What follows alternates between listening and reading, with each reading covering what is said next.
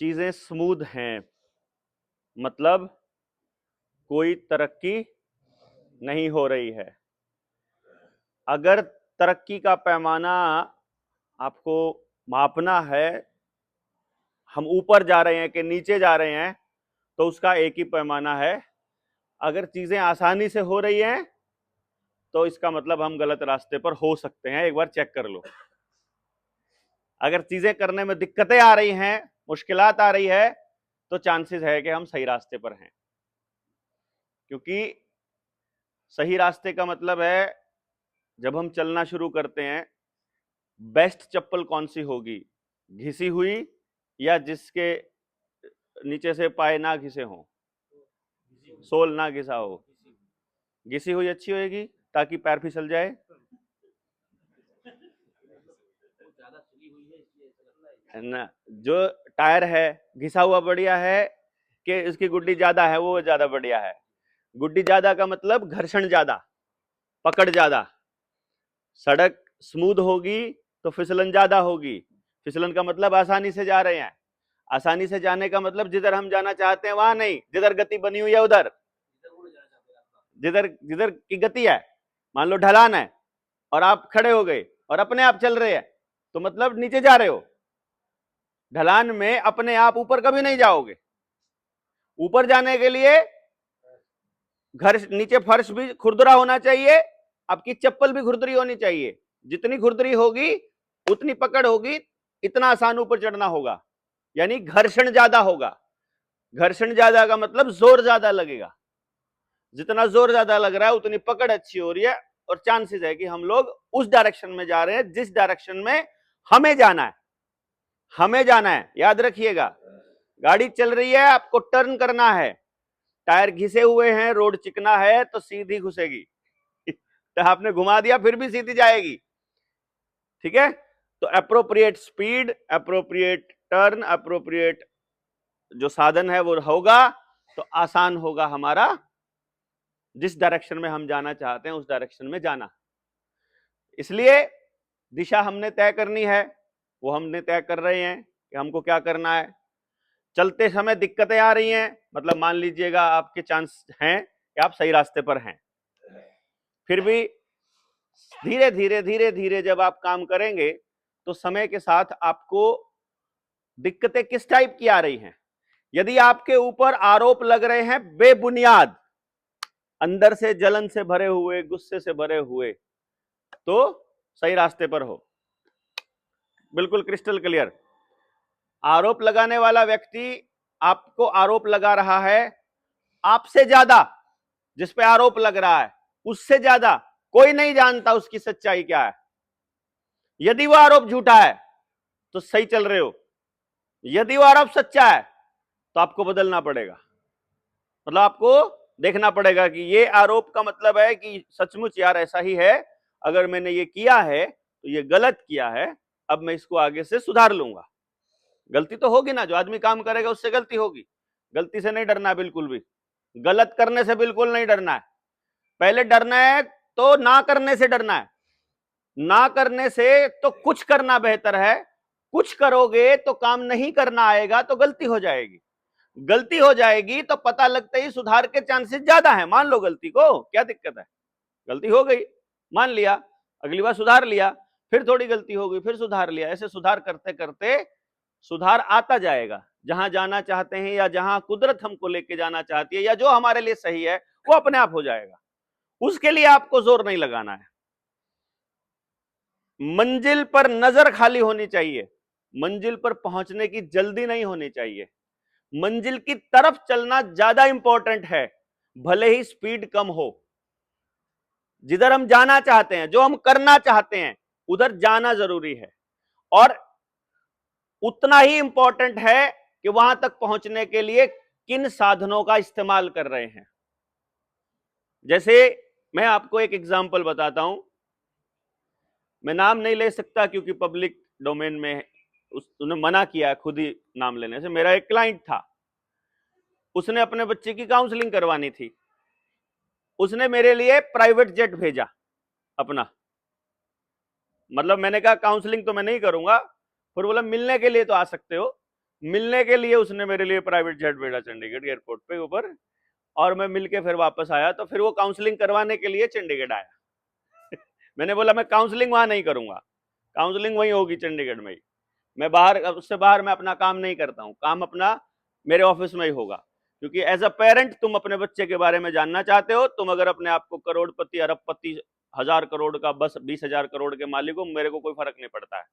As a parent अगर तुम अपने बच्चे के बारे में जानना चाहते हो तो बाप बनकर वहां आओ, अपना बिजनेस वहीं छोड़ के आओ, वो नहीं चलेगा यहाँ पर। क्योंकि एज अ पेरेंट बच्चे को क्या मतलब आप कितने बड़े पद पर बैठे हो, कितने पैसे वाले हो। तो वो जब आया, उसने देखा हम कितना नोबल कॉज कर रहे हैं, कितना शानदार काम कर रहे हैं। देन ही सेड कि आपको मैं एक ऑफर करना है, बताइए। उसने मुझसे पूछा कि जो आप ये कर रहे हो, इसको आपने बिजनेस क्यों नहीं बनाया। मैंने कहा मेरी पूरे इंडिया में 65 ब्रांचेस थी, लोग काम करते थे, 65 ब्रांचेस हो और एक ब्रांच रोज का खाली 1000 रुपया भी मुझे देती हो, 20% मेरा रॉयल्टी था, यानी एक काउंसलिंग 20,000 रुपया अगर वो लेते हैं तो 2,000 4,000 रुपया मेरा, वो 10,000 ले रहे हैं तो 2,000 मेरा। मैं कह रहा हूं मिनिमम अगर हम वो 15 दिन काम करते हैं तो 1,000 भी डेली देते हैं तो 65,000 रुपया डेली का काम था अपना, है कि नहीं, जिसमें मुझे कुछ नहीं करना है, अपनी की हुई काम का खाली खाना है, बैठ करके सेमिनार्स करने हैं और खाना है, और उधर से सेंटर अपना चल ही रहा था। तो मैंने कहा मैं ये सेंटर बंद करके चलाऊं, जो मैं कर रहा था। लोग मजबूरी में करते हैं कि आपको सरकारी नहीं मिली तो प्राइवेट करेंगे या अपना बिजनेस खोलेंगे या सेंटर खोलेंगे। मैं सरकारी नौकरी पर था, वो छोड़कर मैंने रिसर्च के लिए ये प्रोग्राम किया कि देखते हैं क्लासरूम कंडीशन में कर सकते हैं कि नहीं। और वहां जब हम सक्सेसफुल हो गए, हमारी 2 साल की वेटिंग थी, वो छोड़ करके हम लोग समाज के अंदर गए कि समाज में जाना पड़ेगा, बात करनी पड़ेगी, पॉसिबल नहीं है अदरवाइज। स्टेक होल्डर कोई पता नहीं है कि सत्यानाश हुआ पड़ा है, बच्चे के माँ बाप को ही नहीं पता है, तो उस तक जाना पड़ेगा। देन ही सेड कि फिर ये सब छोड़कर कर क्यों रहे हो।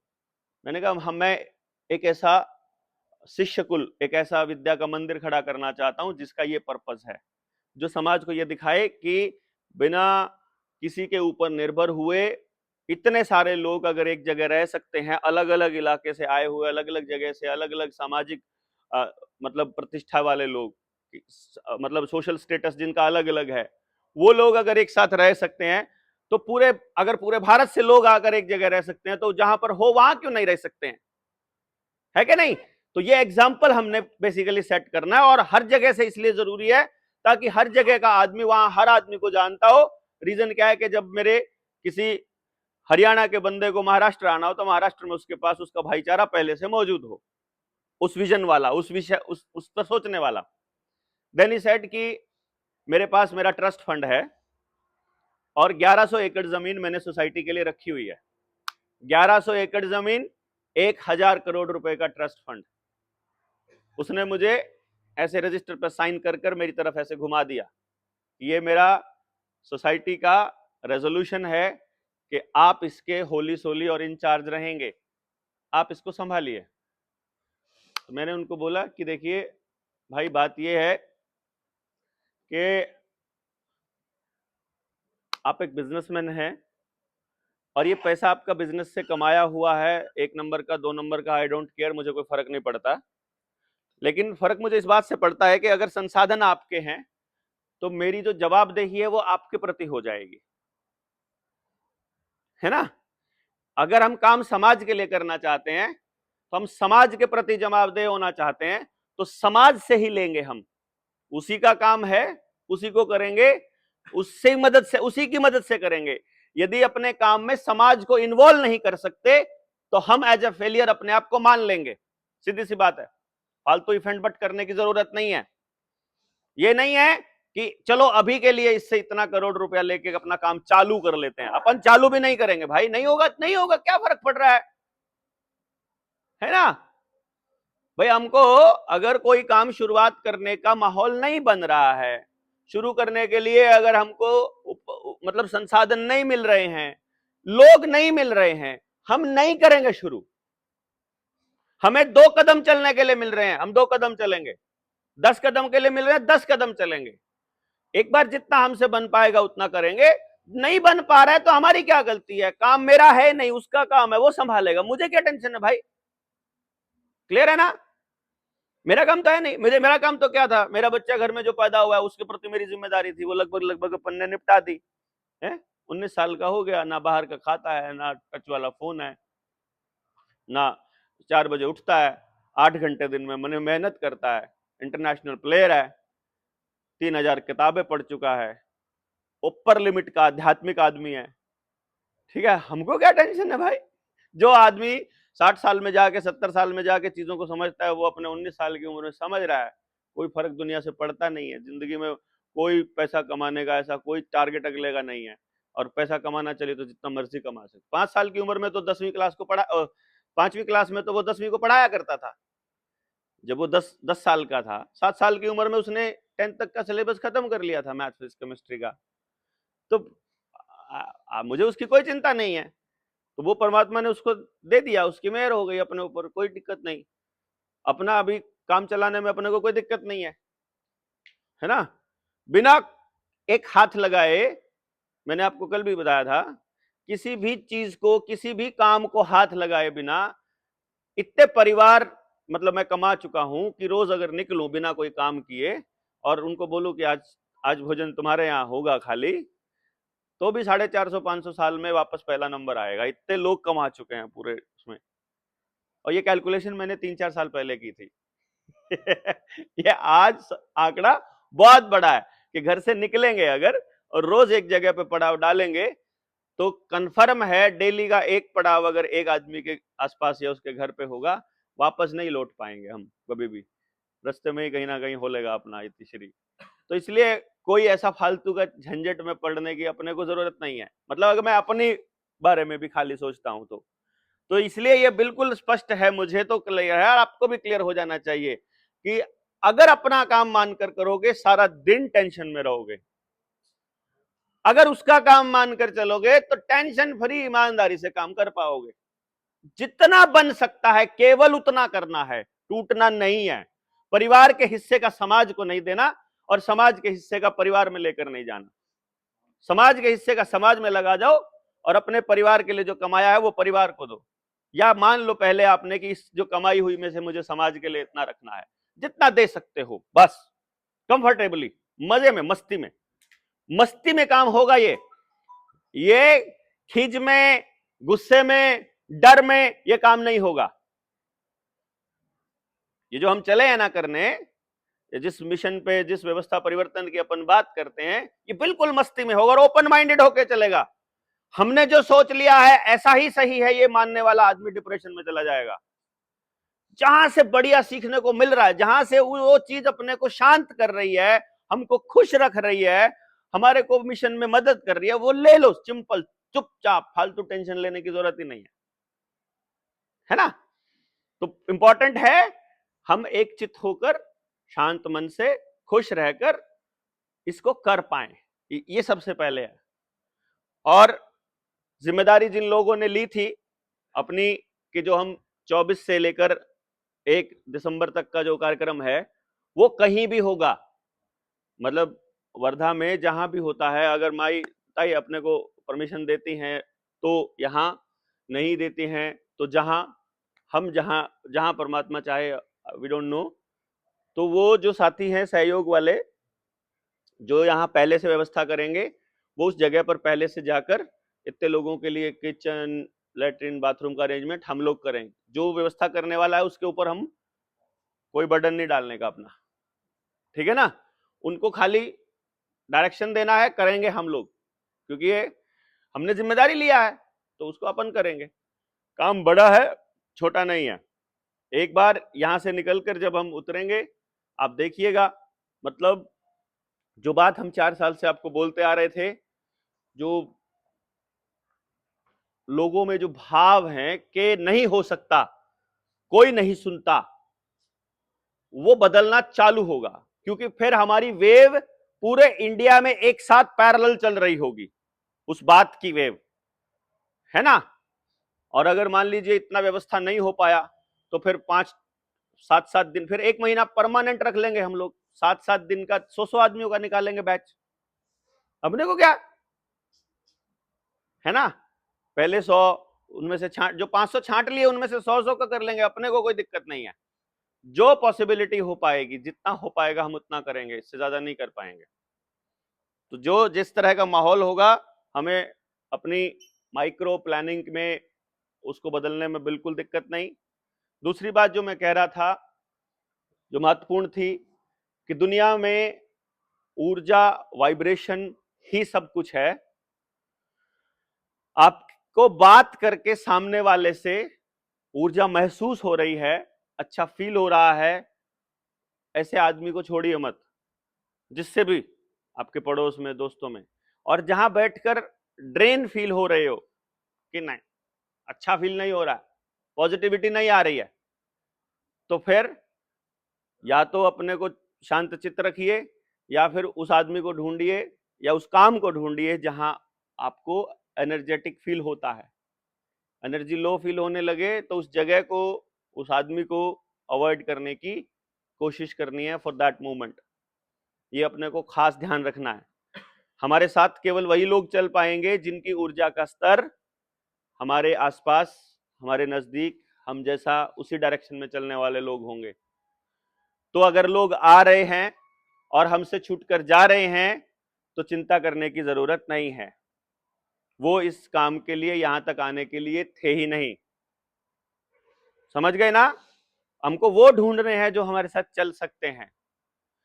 भाई हमको मान लो इस डायरेक्शन में जाना है, किसी दूसरे बंदे को इस डायरेक्शन में जाना है और हम वहां से चले हैं, तो यहां तक का रास्ता हमारा साथ का है, यहां से हमारा रास्ता उधर हो रहा है, उसका उधर हो रहा है, हमारा इधर, तो फिर वहां अलग होना ही पड़ेगा। वहां आकर के ये नहीं कह सकते कि तुम वहां से साथ चले थे तो आगे भी तुमको साथ जाना पड़ेगा। या अगर साथ चल पड़े हैं और एक की स्पीड 80 की हो सकती है, दूसरा 40 पे चल रहा है, तो दोनों साथ नहीं चल सकते हैं, नहीं चल सकते हैं ना। वो बताता चलेगा, 80 वाला इशारे करता जाएगा, मैं यहां से गया हूं, आता जाओ तुम। 80 वाला और 40 वाला यदि ये तय कर ले कि हम दोनों को साथ चलना है, 80 वाले को 60 वाली स्पीड पे भी दिक्कत आएगी कि यार मैं खामखाई स्लो चल रहा हूं, मैं जब चल सकता हूं, है कि नहीं। तो वो 40 वाले को साथ नहीं ले सकता, उसके साथ चल नहीं सकता। और अगर वो साथ लेने की बात कहे कि चल तुझे मैं लेके चलता हूं, तो वो 40 वाले का हाल क्या होगा फिर सोचो। उसे चला नहीं जा रहा है, आप उसे 80 की स्पीड पे भगाने की कोशिश कर रहे हो, है। दोनों पे लोड पड़ेगा, दोनों दोनों खराब हो जाएंगे, मतलब कोई सा भी कुछ नहीं कर पाएगा। तो हमको उसको मदद जब चाहिए, जब हम मदद कर दें, इतना हमें तैयार रहना मेंटली, है ना। तो अपनी गति को बिल्कुल बरकरार रखना है, दूसरे के चक्कर में नहीं पड़ने का है। अगर दूसरा कोप अप नहीं कर पा रहा है तो टेंशन नहीं है।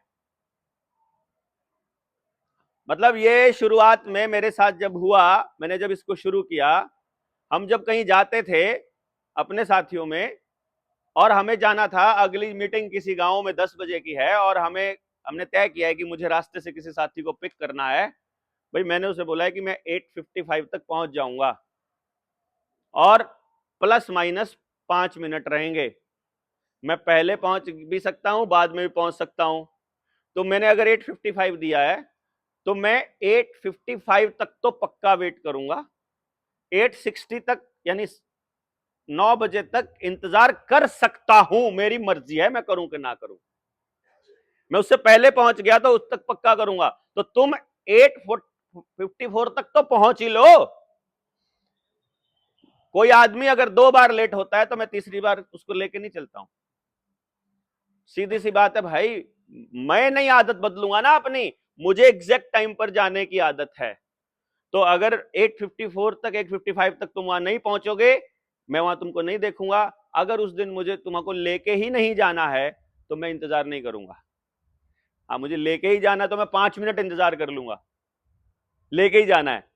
5 मिनट के बाद इंतजार करना अपने बस की बात नहीं है, क्योंकि वहां 100 लोग, 200 लोग बैठे हैं ना आपका इंतजार करने में। मैं अगर 5 मिनट लेट होता हूं तो 100 लोगों के 5 से मल्टीप्लाई करते हो, 500 मिनट बर्बाद किए मैंने, नहीं समझे। तो मैं किसी एक की देरी की वजह से किसी के 500 मिनट बर्बाद नहीं करूंगा। I am very much clear. और अगर तुम पेस पे नहीं पकड़ पा रहे हो, कोई दिक्कत नहीं है यार, तुम बाइक उठा के पीछे पीछे आ जाओ, क्या दिक्कत है, तुम अपने टाइम पे आना, कोई टेंशन ही नहीं है, तुम आओ वहां, कोई दिक्कत नहीं। लेकिन अगर साथ चलना है तो हम लोगों को जो सबसे सही डायरेक्शन में सबसे तेज चल रहा है उसको कॉप अप करना पड़ेगा। नहीं कॉप अप कर पा रहे हैं, उस रास्ते पर चलना पड़ेगा, पीछे पीछे आ जाओ, क्या दिक्कत है? नहीं, या उसको रोकना है, बढ़िया है, आप ही बताओ। उसको बोले कि रुको, अभी 5 जनों ने साथ चलना है, पहले एक लेट कर रहा है 5 मिनट, फिर अगले वाले को 5 मिनट लेट करना, फिर तीसरे की धोती नहीं बंधी है अभी तक, चौथा कह रहा खाना खा के चलूंगा। उसको रोक के रखना बेटर है, या फिर वो पहले चला जाए, तब तक बात संभाल ले, पीछे पीछे आ जाएंगे, जुड़ लेंगे, क्या दिक्कत है बताओ? ये तो सोचने समझने की बात है ना। ये संगठनों में बहुत होगा, अपने वाले में, दूसरे वाले में, आप अपना संगठन बनाने चलोगे, सब में होगा ये। तो इससे दिमाग के ऊपर बोझ नहीं लेने का है, क्योंकि आप क्या करना चाहते हो आपसे बेटर कोई नहीं जानता है, आप क्या नहीं करना चाहते हो वो भी आपसे बेटर कोई नहीं जानता है ना। तो जो नहीं करना चाहते हो वो नहीं करना है, और जो करना चाहते हो वो करना है। बस आपके करने से प्रकृति के नियमों का उल्लंघन कम से कम हो, कोशिश ये करनी है? और जितना पालन हो सके उतना हमको उन नियमों का पालन करते हुए आगे बढ़ना है, तो फिर हम प्रसन्नचित भी रहेंगे। अप एंड डाउन आ रहे हैं, मतलब परफेक्ट चल रहा है। एक बार कोई हमको बहुत प्रसन्नता से प्रशंसा कर रहा है, बहुत अच्छा काम कर रहे हो, एक दूसरा गाली दे देता है, मतलब बराबर हो गया ना, ऊपर गए नीचे आ गए, बराबर हो गया। सिर्फ प्रशंसा मिल रही है तो गड़बड़ है, सिर्फ बुराई हो रही है तो भी गड़बड़ है, दोनों हो रहे हैं तो बराबर है, फिट सही है। इसको ऐसे मान के चलिए, ऐसे ही चलेगी सारी जिंदगी। रिश्ते भी एक बार लगेगा हमारा इतना गूढ़ा प्रेम है, पत्नी हो, दोस्त हो, माँ बाप हो, कोई भी हो, सबके साथ एक बार लगेगा कि टॉप पे है रिश्ता, फिर एक बार लगेगा कि यार इतना बुरा हाल है, मैं इसके साथ नहीं रह सकता। एक बार ऐसा लग रहा है, एक बार ऐसा लग रहा है, तो मतलब ठीक है। हमेशा ही ऐसा लग रहा है तो भी गड़बड़ है, और हमेशा ही ऐसा लग रहा है तो भी कहीं ना कहीं कॉम्प्रोमाइज चल रहा है एक तरफ से, वो नहीं होने का। नेचुरल, दोनों को नेचुरल रहना है, दोनों तरफ से, है ना। इसी तरह से समाज में भी सब कुछ बहुत अच्छा दिखाई दे रहा हो, भारत इतने बिलियन की, ट्रिलियन की इकोनॉमी बन गया, भारत का गौरव बढ़ रहा है, भारत का नाम ये बन रहा है, भारत, ऐसा कैसे हो सकता है यार कि गड़बड़ी दिखाई नहीं दे रही है? मतलब गड़बड़ है। अगर सब कुछ, अगर सारा ही दिन उल्टी चल रहा है तो भी गड़बड़ है ना। तो अगर वहां पर बम चल रहे हैं, वहां पर भूकंप आ गया है, वहां पर बाढ़ आ गई है, वहां पर दंगे हो रहे हैं, वहां पर ये हो रहा है, वहां सरकार गिर गई है, वहां संसद जला दी गई है, अगर सारा ये चल रहा हो हर जगह तो भी गड़बड़ है, क्योंकि अप एंड डाउन के बिना पैरेलल नहीं हो, जब तक बढ़िया नहीं हो सकता। ये कन्फर्म है कि दिन में चाहे पॉलिटिकल एरिना हो, चाहे पर्सनल एरिना हो, आपका रिलेशनशिप हो, सोसाइटी हो, सोसाइटी में भी ऐसा ही रहता है भैया, एक बार सतयुग आएगा तो कलयुग भी आएगा, है ना। मतलब एक बार हमें, हमारे पास अगर ऐसा एग्जाम्पल है जिंदगी में जहां बहुत अच्छा हो रहा था, और ऐसा एग्जाम्पल भी है जहां बहुत बुरा हो रहा है, मतलब वो सोसाइटी अपनी प्रगति पर है, लेकिन जो बिल्कुल बहुत बुरा हो रहा है इसका यह मतलब नहीं है यहीं पर रहने वाला है। अगर वो गति पर है तो सबसे नीचे जाने के बाद ऊपर आएगा, जैसे झूला होता है, झूला एक बार बिल्कुल टॉप पे होता है, वहां फिर एकदम रुकता है, पहले रुकने एक मतलब फ्रैक्शन ऑफ सेकंड्स के लिए वो रुकेगा, और रुकने के बाद फिर इधर चलेगा। तो एक बार टॉप पोजीशन पर होता है, एक बार लोअर पोजीशन पर होता है, फिर दूसरी तरफ होता है, फिर दूसरी तरफ होता है।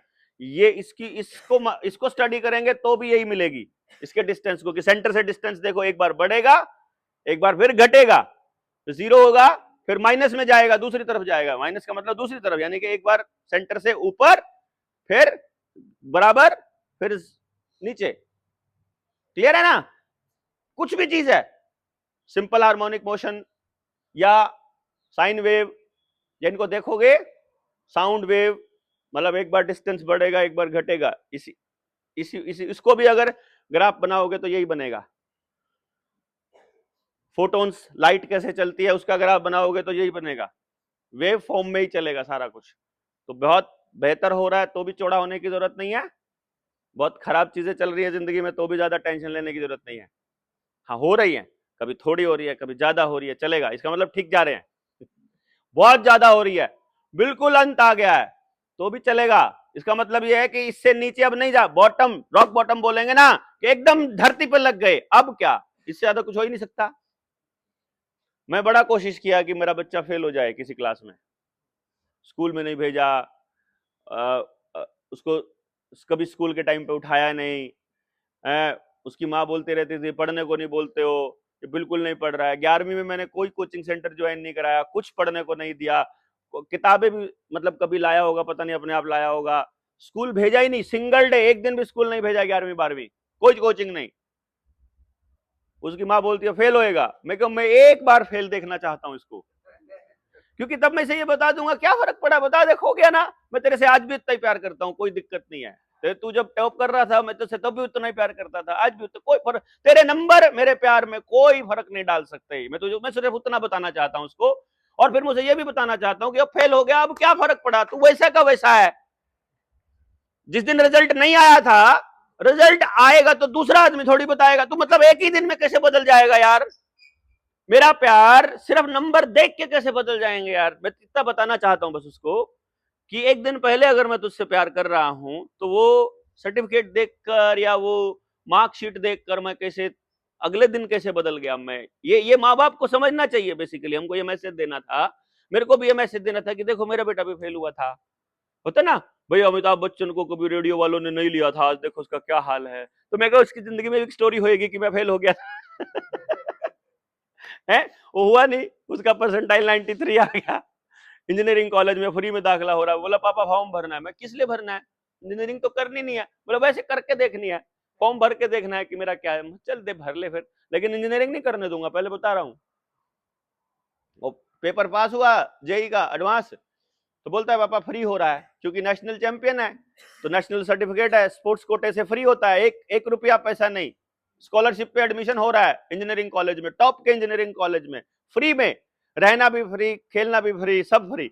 बोला कर लू, मैं कहना नहीं करना, क्यों नहीं करना, क्योंकि फ्रॉड है पूरी इंजीनियरिंग, क्यों उस पे अपनी जिंदगी के 4 साल खराब कर रहा है, मतलब हिस्ट्री भी फ्रॉड है तो फिर क्या पढ़ूं, लिटरेचर पढ़ना, थॉट्स बनेंगे, नॉवेल्स पढ़ तू आराम से, लिटरेचर में दाखला ले, खाली किसी चीज में ले ले, आई डोंट केयर, पर ये बता जिंदगी में मजा कहाँ आता है, वो जो आता है ना मजा आ रहा है, ये वाला मजा कहाँ आता है, बोला ये वाला तो वो जो बचपन से आप बोलते आते ना, ये वाला तो खेलने में आता है, क्या खेलने में, ये वाला टेनिस खेलने में, टेनिस खेलता है वो, बोला ये खेलता हूं ना तो एकदम बॉडी डांस की तरह चलती है वहां, जैसे आपने देखा था ना किशोर भाई जब यहाँ बैठे थे और जब वो गा रहे थे तो उनके चेहरे पर जो भाव थे, वो जो आनंद जो होता है, that is the target basically, जिस काम में वो आनंद नहीं आ रहा है जिंदगी झंड है खराब है समझो, वो वहां तक पहुंचना है बेसिकली, यानी कि वो आनंद कहता वो खेलते हुए आता है, वो खेलते हुए आ रहा है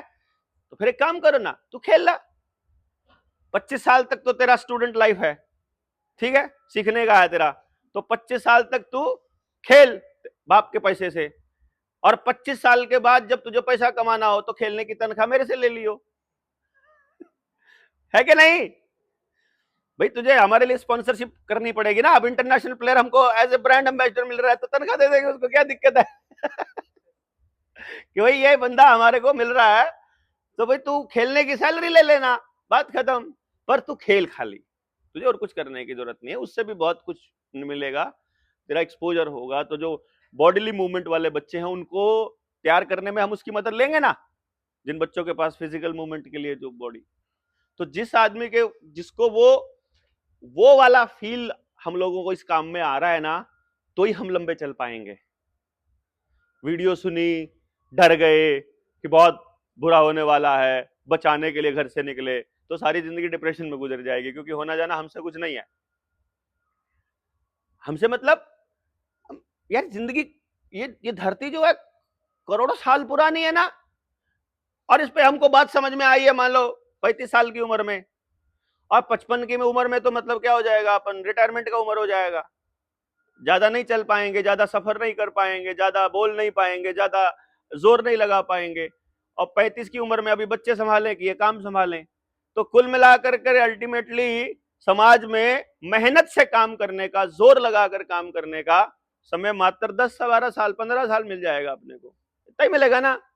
9 साल मुझे बोलते हुए हो गए हैं, दिन सुबह से लेकर रात तक, तो मैं और कितना बोल सकता हूं। मैंने अपने 14 साल मान के चला हूं मैं कि बनवास अपना 14 साल का काटना है। इतने में अगर रावण कहीं पड़ता है तो ठीक है, नहीं तो ठीक है, अपना अगले राम तैयार करेंगे, मतलब अगले योद्धा तैयार करेंगे ना, क्या दिक्कत है, अगली पीढ़ी तैयार करेंगे। तो वो अपने 14 कैलकुलेट करके चले हैं अपन कि 9 हो गए हैं, 6 साल और भौंकना है, मतलब इस सामाजिक जीवन में रहना, 6 के बाद फिर एक सेंटर पे ऐसे ही ताई की तरह बैठ जाएंगे, फिर जिसको सीखना है वहां आओ। फिर अब हमसे नहीं जाया जाएगा, वो ये नहीं जा सकते, मन तो करता है बहुत कुछ करने का, लेकिन बॉडी अलाउ नहीं करेगी। और फिर ये भी समझ में आ जाता है कि ये अपना काम नहीं है और हमसे होगा भी नहीं। इतने सालों की बिगड़ी हुई व्यवस्था को कैसे अपने जीवन काल में ठीक कर लेंगे भाई हम? उस रास्ते पर लगा सकते हैं अगली पीढ़ी को, खाली ठेका नहीं ले सकते उसको पूरा करने का, वहां तक पहुंचने का ठेका नहीं है, उस रास्ते पर चलने की जिम्मेदारी है खाली, है कि नहीं? इसी तरह से जो भी काम बिगड़ रहा है उसको ठीक करने की दिशा में काम करना इंपॉर्टेंट है, और सही नीयत से, सही संसाधनों का इस्तेमाल करते हुए। वो जो मैंने एग्जांपल उस साहिब का बताया था, वो इसलिए बताया था कि हमको नहीं चाहिए किसी का 2 नंबर का पैसा। इतने कार्यक्रम किए हैं, बड़े बड़े लाला जी मिले हैं, जब हम जाते हैं उनसे सहयोग मांगने के लिए तो वो बोलते हैं आपका खाने का खर्चा हम दे देंगे जितना भी होगा, आपको बदले में हमारे इस नेताजी के बारे में स्टेज से बुरा नहीं बोलना है। मैं कहा फिर तुम अपना पैसा अपने पास रखो। अपन तो बोलेंगे भैया, भले ही हमको नुकसान हो जाए, रुक जाएंगे थोड़ा, इसका मतलब अभी हम ऐसे लोगों को नहीं जोड़ पाए हैं जो हमको कार्य पूरा करने में सहयोग कर सके। अगर ऐसे लोग नहीं जुड़े हैं तो इसका मतलब है हमारे तप में, हमारी मेहनत में, हमारी नीयत में कहीं ना कहीं लोगों को कोई खोट दिखाई दे रहा है। तो दिखाई दे रहा है तो अब इस खोट को दूर कर लेंगे पहले, फिर बोलेंगे कि अब मदद करो, फिर भी नहीं कर पा रहे हैं, फिर और जो कमी रहेगी उसको दूर करके फिर बोलेंगे। हम अपना ट्राई तब तक करेंगे जब तक आपको समझ में नहीं आ जाता हमारे उन लोगों को कि यार ये ठीक कर रहे हैं, इनका मदद करना चाहिए कि नहीं। तो इसलिए बहुत जल्दी सब कुछ करने की जल्दी नहीं है, होनी चाहिए अपने को, बस हाँ ये काम करने का है, ये करेंगे। इसलिए हम लोगों ने ये मीटिंग बुलाया था कि आप सारे लोगों को हम ये मैसेज दे पाए कि हमको इस मिशन में एकजुट होकर के जब करना है, तो जो अभी जैसे हमने बोला कि सबको जरूरी थोड़ी ना है उस ट्रेनिंग का पार्ट बनना, सबको जरूरी थोड़ी है हरियाणा में आकर के उसका काम करना। जिसके लिए 2 दिन निकालना है संभव 2 दिन निकालेगा, जिसके लिए 1 दिन निकालना है वो 1 दिन निकालेगा, जिसके लिए 7 दिन निकालना है 7, 14 दिन निकालना है 14। जो यहां रह के कर सकता है वो यहां रह के करेगा, जो फिजिकली मदद कर सकता है फिजिकली प्रेजेंट होके करेगा, जो आर्थिक मदद कर सकता है आर्थिक मदद करेगा, और दोनों में से कुछ भी नहीं करता तो भावनात्मक रूप से कह दे कि तुम ठीक कर रहे हो, मेरे बस की बात नहीं। अब मान लो चलते चलते हमारे में से किसी आदमी का छोटा मोटा दुर्घटना में टांग टूट गई, घर पर बैठ गया, अब क्या करेंगे?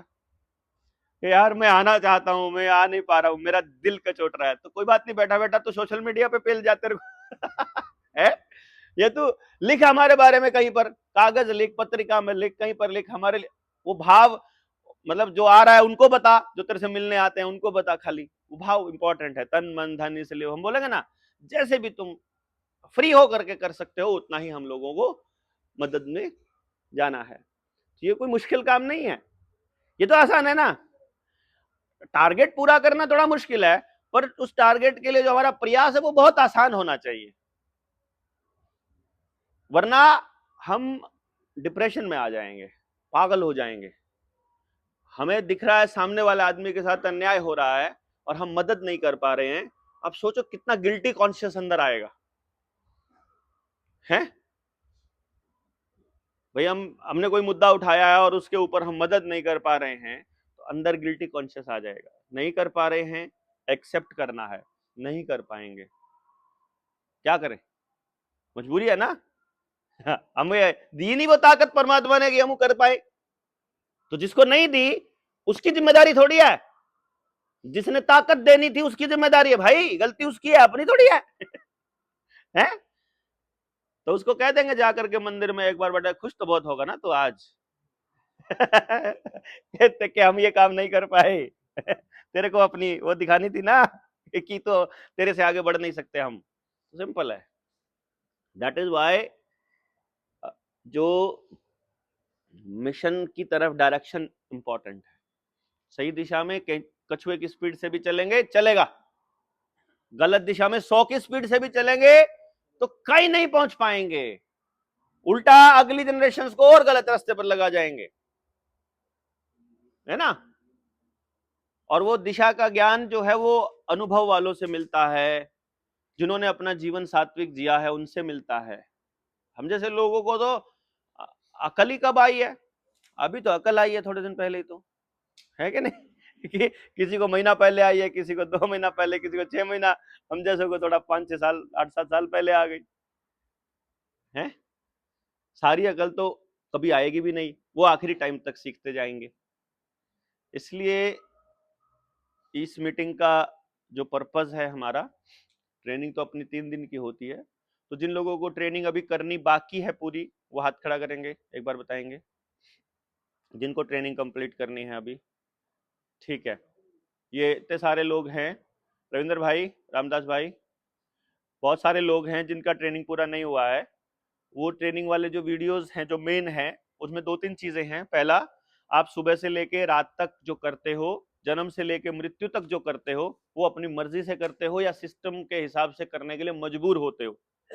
उसका एंड जो प्रॉफिट है, जो लास्ट जो उसका जो लाभ है, वो हमको मिलता है, समाज को मिलता है, या किसी पर्टिकुलर ऑर्गेनाइजेशन या किसी कल्ट या किसी ग्रुप को मिलता है, ये समझ में आना जरूरी है। सुबह से लेकर रात तक, मतलब उठे हो, वो उठना भी, कहां उठे हो, मान लो आप छत पर सो रहे हो या आप बंद कमरे में सो रहे हो एसी में, ये उठना भी इतना इंपॉर्टेंट है। आप पक्षियों की चहचहाट से उठ रहे हो या मोबाइल पे आपको हाथ लगाना पड़ता है सुबह सुबह। एक बात और बस थोड़ा सा समझ लीजिएगा, सुबह उठने के बाद, उठते ही, उठने के लगभग 1 घंटे तक मोबाइल को हाथ मत लगाया करो। मतलब ये नियम बना लो। अलार्म ले आओ, बेशक 100 रुपए का आता है, 100-150 रुपए का आता है अलार्म की घड़ी। इलेक्ट्रॉनिक किसी भी आइटम को सुबह उठने के बाद हाथ नहीं लगाने का। इलेक्ट्रॉनिक, वो इसलिए बोला मैंने, हमारा जो बॉडी है वो इलेक्ट्रोमैग्नेटिक है बेसिकली, मतलब इलेक्ट्रोमैग्नेटिक। हम इलेक्ट्रिकल हैं, आदमी पुरुष इलेक्ट्रिकल है और औरत मैग्नेटिक है, उसकी तरफ अट्रैक्शन ज्यादा रहता है। आदमी मेहनत ज्यादा, इलेक्ट्रिक है तो वो मेहनत ज्यादा कर सकता है, वो काम इलेक्ट्रिसिटी से हिसाब से। लेकिन एक आदमी में दोनों गुण हैं, जहां इलेक्ट्रिसिटी बह रही होती है वहां मैग्नेटिज्म भी होता ही होता है, और जहां मैग्नेटिक प्रॉपर्टी होती है वहां इलेक्ट्रिसिटी भी होती है। तो हम पूरी बॉडी इलेक्ट्रोमैग्नेटिक है, एक एक सेल जो है, सेल हमारा, इसीलिए बैटरी वाले को सेल बोलते हैं, जो बैटरी होती है उसको सेल बोलते हैं। तो हमारा सेल जो है उसका माइटोकॉन्ड्रिया, मतलब हर सेकंड बिजली बना रहा है अंदर ही अंदर। आप आने वाले टाइम में देखोगे कि वैज्ञानिकों ने ऐसी चिप तैयार कर ली है जो बॉडी के ब्लड सेल से ही बिजली बनाएगी और चलती रहेगी लाइफ टाइम के लिए। आप आने वाले टाइम में देखोगे, ठीक है। ये वो रिसर्च 1945 में कर चुके हैं, कहीं आपको ये वहम हो कि वो अब आएगा। पढ़ा आपने? अब चालू है नहीं, ये 45 में कर चुके हैं। ये रिसर्च हमारे पुरखों के पास पहले से थी, इसीलिए हमारे बड़े बुजुर्ग जो थे उन्होंने हड़प्पा संस्कृति के बाद ऐसी चीजें अपनाई कि उन्होंने अपनी झोपड़ियां, अपने घर ऐसे बनाए कि वहां बिजली का कनेक्शन नहीं करवाया। उन्होंने क्या किया, वो दिए की रोशनी में, लालटेन की रोशनी में पढ़ते थे। जो कम रोशनी में पढ़ते हैं वो हमेशा उनकी आंखें ठीक रहती हैं, ज्यादा रोशनी में पढ़ने वाले की आंखें खराब होती हैं हमेशा, खासतौर पर सफेद लाइट। अगर पॉसिबिलिटी हो तो मैं ताई से भी रिक्वेस्ट करूंगा कि ये एलईडी, ये बेसिकली ये सीधा पाइनियल ग्लैंड पे अटैक करता है, येलो बल्ब होना चाहिए, येलो बल्ब, वो भी कम रोशनी वाला। रोशनी ज्यादा घर में तो होनी ही नहीं चाहिए, घर में तो 0 वाट से ज्यादा का बल्ब ही नहीं होना चाहिए। अब देखो करना क्या है, 0 वाट का एक बल्ब रख लो इमरजेंसी के लिए कि सुई गिर जाए तो ढूंढनी पड़ेगी, अदरवाइज आदमी साफ खड़ा दिखाई देता है यार अंधेरे में भी, बेड साफ दिखाई दे रहा है, कौन सा सामान कहां रखा है वो साफ दिखाई दे रहा है। आपने आदत डाल रखी है। आप एक बार अपने घर में, मेरे कहने से शुरुआत में 1 हफ्ते के लिए अंधेरा करके रखो, मेरे कहने से 1 हफ्ते करके रखो, और हफ्ते के बाद आप बल्ब जला के दिखा देना अपने घर में, ऐसे चुभेगा आपको अंदर, इतना गजब का चेंज आएगा सिर्फ लाइट बंद करने से। लेकिन इन लोगों को पता है कि लाइट आपकी आंखों पे पड़ती रहेगी तो आपकी पाइनियल ग्लैंड खराब होकर के जो हार्मोनल जो सिक्रीशन है वो खराब होता रहेगा, सब बीमार होते रहेंगे। इसलिए आपका सारा चलना रात को होएगा, सामने से गाड़ी की लाइटें पड़ रही हैं, स्ट्रीट लाइट आंखों में पड़ रही है, सड़क के ऊपर रिफ्लेक्टर लगे हैं वो सीधे आंख में पड़ रहे हैं, सारे आपकी light light light light light ऐसा बना रखा है आदमी को, 24 घंटे लाइट दे रहे हैं वो आपको। और वो भाई फोन वालों, वो आपको इतनी लाइट दे रहे हैं, मतलब वो लाइट क्या कर रही है, वो सब खराब कर रही है, सिर्फ दिमाग नहीं खराब कर रही, पूरे हार्मोनल सिस्टम को डिस्टर्ब कर रही है। जो आज सोसाइटी के अंदर लेडीज के अंदर हार्मोनल डिस्टर्बेंस आ रही है, जो लड़कों में नपुंसकता आ रही है, उसका बहुत बड़ा कारण पाइनियल ग्लैंड है, क्योंकि pineal gland is the source, antenna to connect with the source, परमात्मा से जुड़ने का रास्ता पाइनियल ग्लैंड है। यानी वो जो कौन सा चक्कर होता है यहां पे, और नाम नहीं लेना आता मेरे को, सहस्त्रार्थ, हाँ जो सा भी वो यहीं पे होता है, उसी पाइनियल ग्लैंड से, वो जरिया है उस परमात्मा के ज्ञान का आने का, यहां से कनेक्शन बनने का। अब आप सोचिए, उस जरिए को ही अगर आप डिस्टर्ब कर दोगे, अगर एंटीना ही डिस्टर्ब होता रहेगा, आपने देखा नहीं बचपन में ना टीवी का खराब हो जाता तो एंटीने को ही सेट करते होते थे। यानी अगर आपको अपने परिवार में चल रही दिक्कत, अपने समाज में चल रही दिक्कत, अपने साथ चल रही दिक्कत, अपनी इमोशनल ग्रोथ, अपनी सोशल, अपनी इकोनॉमिक, यहां तक कि आपका आर्थिक जो सत्यानाश है, उसका कारण भी यही है कि आपको परमात्मा अक्ल नहीं दे रहा है कि सही क्या है गलत क्या है, करना क्या है नहीं करना क्या नहीं है। और इसको खराब करने का रास्ता है ग्लाइफोसेट, जो पेस्टिसाइड यूरिया डीएपी में होता है, हर कौर में आपके साथ जा रहा है। बिस्किट खाते हो तो वो पेस्टिसाइड वाला खाना है, नमकीन खाते हो तो पैकेट वाला, कुछ भी खिलाते हैं। अब माएँ अपने बच्चों को अपने हाथ से, बस में जा रहे हैं, ट्रेन में जा रहे हैं, जहाज में जा रहे हैं, वो माएँ पकड़ खरीद के दे रही है कचरा कि ले बेटा तू मर, ले तेरा सत्यानाश हो, ले तेरा बर्बादी हो, अपने हाथ से कर रही है ना, पता नहीं है उसको, माँ को ही नहीं पता है। दूसरे नंबर पे बाप क्या कर रहा है, उसको स्टडी टेबल ला के दे रहा है, स्टडी टेबल के ऊपर इतना बड़ा बल्ब लगा के दे रहा है, ले तू बिल्कुल पूरी रोशनी में तेरा सत्यानाश हो, उसको पता ही नहीं है, अपने हाथ से कर रहे हैं ना, है? ऊपर से गैस की रोटी खिला रहे हैं, वो भी पैकेट वाला आटा लेकर के, वो भी सिर्फ गेहूं वाला, कैंसर ही कैंसर, कि ले तेरा सत्यानाश, मतलब हर थाली में ये कह रही है मां ले तेरा नाश हो।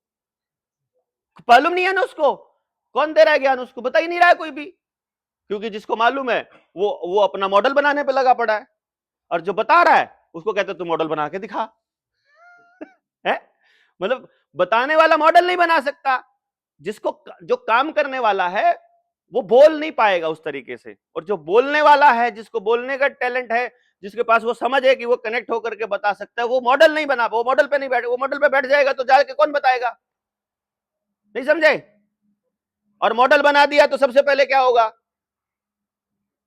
मॉडल बनाते ही सबसे पहले सरकार की नजरों में आओगे, सरकार का एक आदमी आएगा, आपको भारत रत्न देना है, पद्मश्री देना है, फिर आपको पद्मश्री मिल जाएगा, सरकार के आदमी आपको रेड कारपेट में बिछा के इतनी मीटिंग्स करा देंगे कचरा लोगों के बीच में, आपको लगेगा मैंने इतने कार्यक्रम कर दिए, और सब कार्यक्रम उनके बुलाए हुए लोग थे, वो आए हुए लोग थे, जैसे आप आए हुए लोग हो, वो पुरस्कार दे करके फिनिश, जिसको पुरस्कार मिल गया, सरकारी पुरस्कार, समझ लो ये उनका हो गया, अब वो समाज के लिए कुछ नहीं कर पाएगा।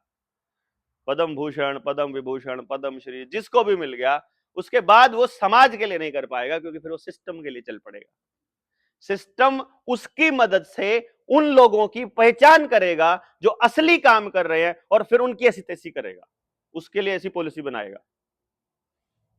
पर ये बात उसको बेचारे को पता ही नहीं होती, उसको लग रहा है मैं समाज के लिए काम कर रहा हूं, जैसे माँ को लग रहा है कि वो अपने बच्चे को बेहतर खाना दे रही है, क्योंकि अपने हाथ से बना रही है, अपने हाथ से तो बना रही हो, हाथ से उगा हुआ तो नहीं है, हैं?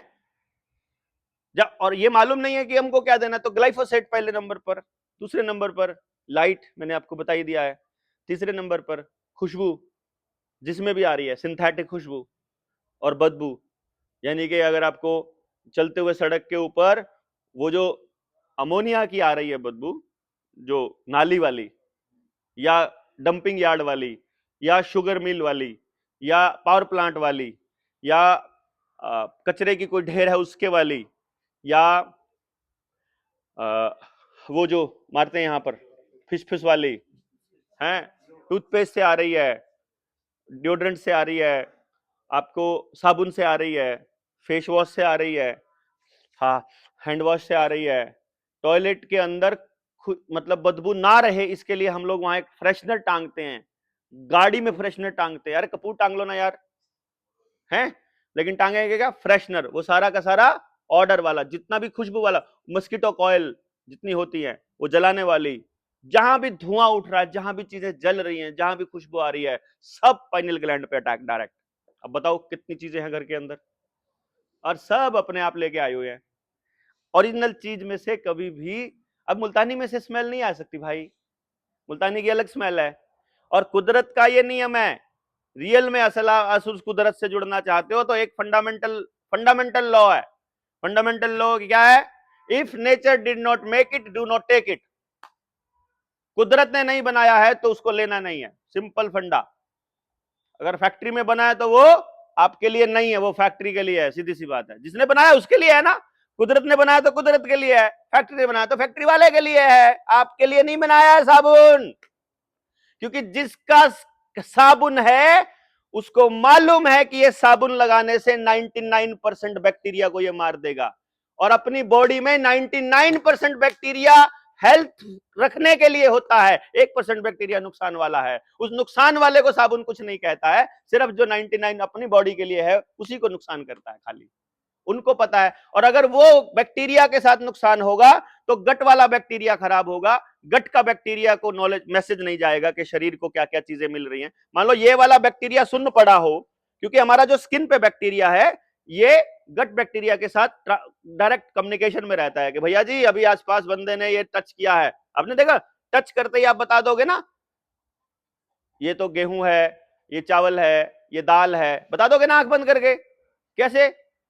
स्किन से मैसेजेस डायरेक्ट जाएंगे, और जैसे ही चावल को हाथ लगाओगे अंदर का बैक्टीरिया चालू हो जाएगा, ओ बेटे चावल आ रहा है, रेडी और अगर चम्मच से खा रहे हैं तो चम्मच में कह रहे हैं अरे नहीं मालिक ने तो अभी तो लोहा पकड़ा हुआ है, ये खाने की चीज नहीं है, तो कुछ नहीं आ रहा है, अचानक से मुंह ये खास चावल कहां से आ गया, ये तो लोहा पकड़ के बैठा था वो आपस में बात कर रहे होते हैं बैक्टीरिया, इसीलिए हमारे पुरखों ने चम्मच मम्मच को फेंक के मारा था, बॉडी की उस ऊर्जा को केवल वाइब्रेशन से, साउंड से ठीक कर सकते हैं, इसलिए शोर नहीं होना चाहिए, ये हमारे पुरखों ने हमको सिखाया था। लेकिन अभी तो हमको डीजे दे दिया ना, अभी तो देखो पंखे का शोर, ये भी सिर में चुभता है मेरे तो, मतलब जो आदमी थोड़ा बहुत कनेक्ट होने की कोशिश करता है, जो आदमी थोड़ा बैठोगा ना, आप थोड़ा मेडिटेशन करोगे तो आपको मालूम पड़ेगा कि लोगों के पैरों की चाल चलना भी डिस्टर्ब करेगा, गाड़ी का हॉर्न 24 घंटे गाड़ी इंजन ऐसे चल रहा है, सड़क पे जाओगे तो कंस्ट्रक्शन वाले वो 24 घंटे चल रही है, नहीं तो कोई दूसरी मशीन 24 घंटे चल रही है, और थोड़ी बहुत शांत मौसम होता है कि अब कुछ कंस्ट्रक्शन नहीं चल रहा है तो फिर मंदिर का घंटा बज पड़ेगा, मंदिर का वो लाउड स्पीकर बज पड़ेगा, मस्जिद की अजान बज पड़ेगी, गुरुद्वारे का लाउड स्पीकर चल, वो 24 घंटे हर आदमी को साउंड साउंड साउंड, जो कि उसने नहीं, अपने लिए नहीं वो, और साउंड का आपको पता नहीं है, शायद 1938 में इन्होंने साउंड के सारे जितने इलेक्ट्रॉनिक वाद्य यंत्र है सबकी फ्रीक्वेंसी को 440 पे सेट कर दिया था, जो कि डिस्टॉर्टिंग फ्रीक्वेंसी है, जो उस पूरी पाइनियल ग्लैंड को डिस्टॉर्ट करती है, 432 सूद करती है। आपने देखा होगा कैसे जब किशोर भाई यहां बैठे थे और जब वो बजा रहे थे हारमोनियम, तो कैसे हम लोग कनेक्ट हो रहे थे, क्योंकि ये नेचुरल चीजों से बना हुआ था। अगर इलेक्ट्रॉनिक होता तो चुभता है असली आदमी को, इलेक्ट्रॉनिक जो पियानो होता है वो चुभता है, और ये वाला पियानो वो कनेक्ट करता है, वो जोड़ता है, जोड़ने का सबसे बढ़िया माध्यम संगीत, सबसे बढ़िया परमात्मा की बनाई हुई एक ही चीज, क्योंकि वेदों का अगर अध्ययन करेंगे तो हमें पता लगेगा कि वो ध्वनि रूप में मौजूद है। मतलब ध्वनि इतनी इंपॉर्टेंट है कि वो गुंजायमान है पूरी सृष्टि के अंदर, एक बार जो मुंह से निकल गया है नाद। इसका मतलब ध्वनि कनेक्ट करने के लिए सबसे बेस्ट है। और कांसे से उठने वाली ध्वनि वो बॉडी को सही वाइब्रेशन में लेके आती है। लेकिन आपको तो एल्यूमिनियम देंगे, हम स्टील की थाली देंगे, साला कांसे को तो हाथ कौन कांसा धोएगा, ये वाली लाइन डाल दी और बात खत्म। कितना गजब तरीके से उन्होंने हमारा ब्रेन वॉश किया है और हमको समझ ही नहीं आ रहा है कि नहीं। अपने हाथों से अपने बच्चों को हम लोग बर्बाद करने पे लगे पड़े हैं और हमको मालूम नहीं, सिर्फ इसलिए, वरना कौन बाप अपने बच्चे को अपने हाथ से जहर दे देगा अगर उसे पता चलेगा कि नमकीन का वो पैकेट कॉटन सीड ऑयल में बना है। कॉटन सीड ऑयल नपुंसक कर रहा है, रिसर्च है बकायदा ऑफिशियल डॉक्यूमेंट में। वो जो टूथपेस्ट हम लोग करते हैं उसके अंदर सोडियम लोरेल सल्फेट उसके ऊपर लिखा है, टूथपेस्ट पे उठा के देखो तो सही, पीछे पलट के लिखा है सोडियम लोरेल सल्फेट है। गूगल पे जाके सर्च करो सोडियम लोरेल सल्फेट का क्या नुकसान होता है, तो लिखा है थोड़ी सी अमाउंट में भी अगर वो शरीर में ब्लड में मिक्स होता है तो कैंसर करता है, लिखा हुआ है वहां पर यार। अब तो जानकारी, चलो हम जैसे लोग पहले तो कागजों से लेके आते थे, राजीव भाई जैसे, तो उस टाइम इंटरनेट नहीं था, अब तो आपके घर में इंफॉर्मेशन है यार।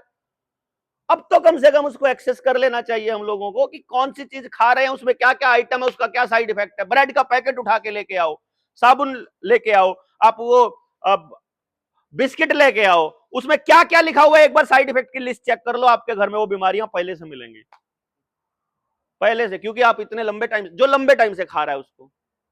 लेकिन नहीं, हमारे पास तो चेक करने का जरूरत ही नहीं, उस पर लिख दिया उसने आइटम 401A ऐसे लिख दिया।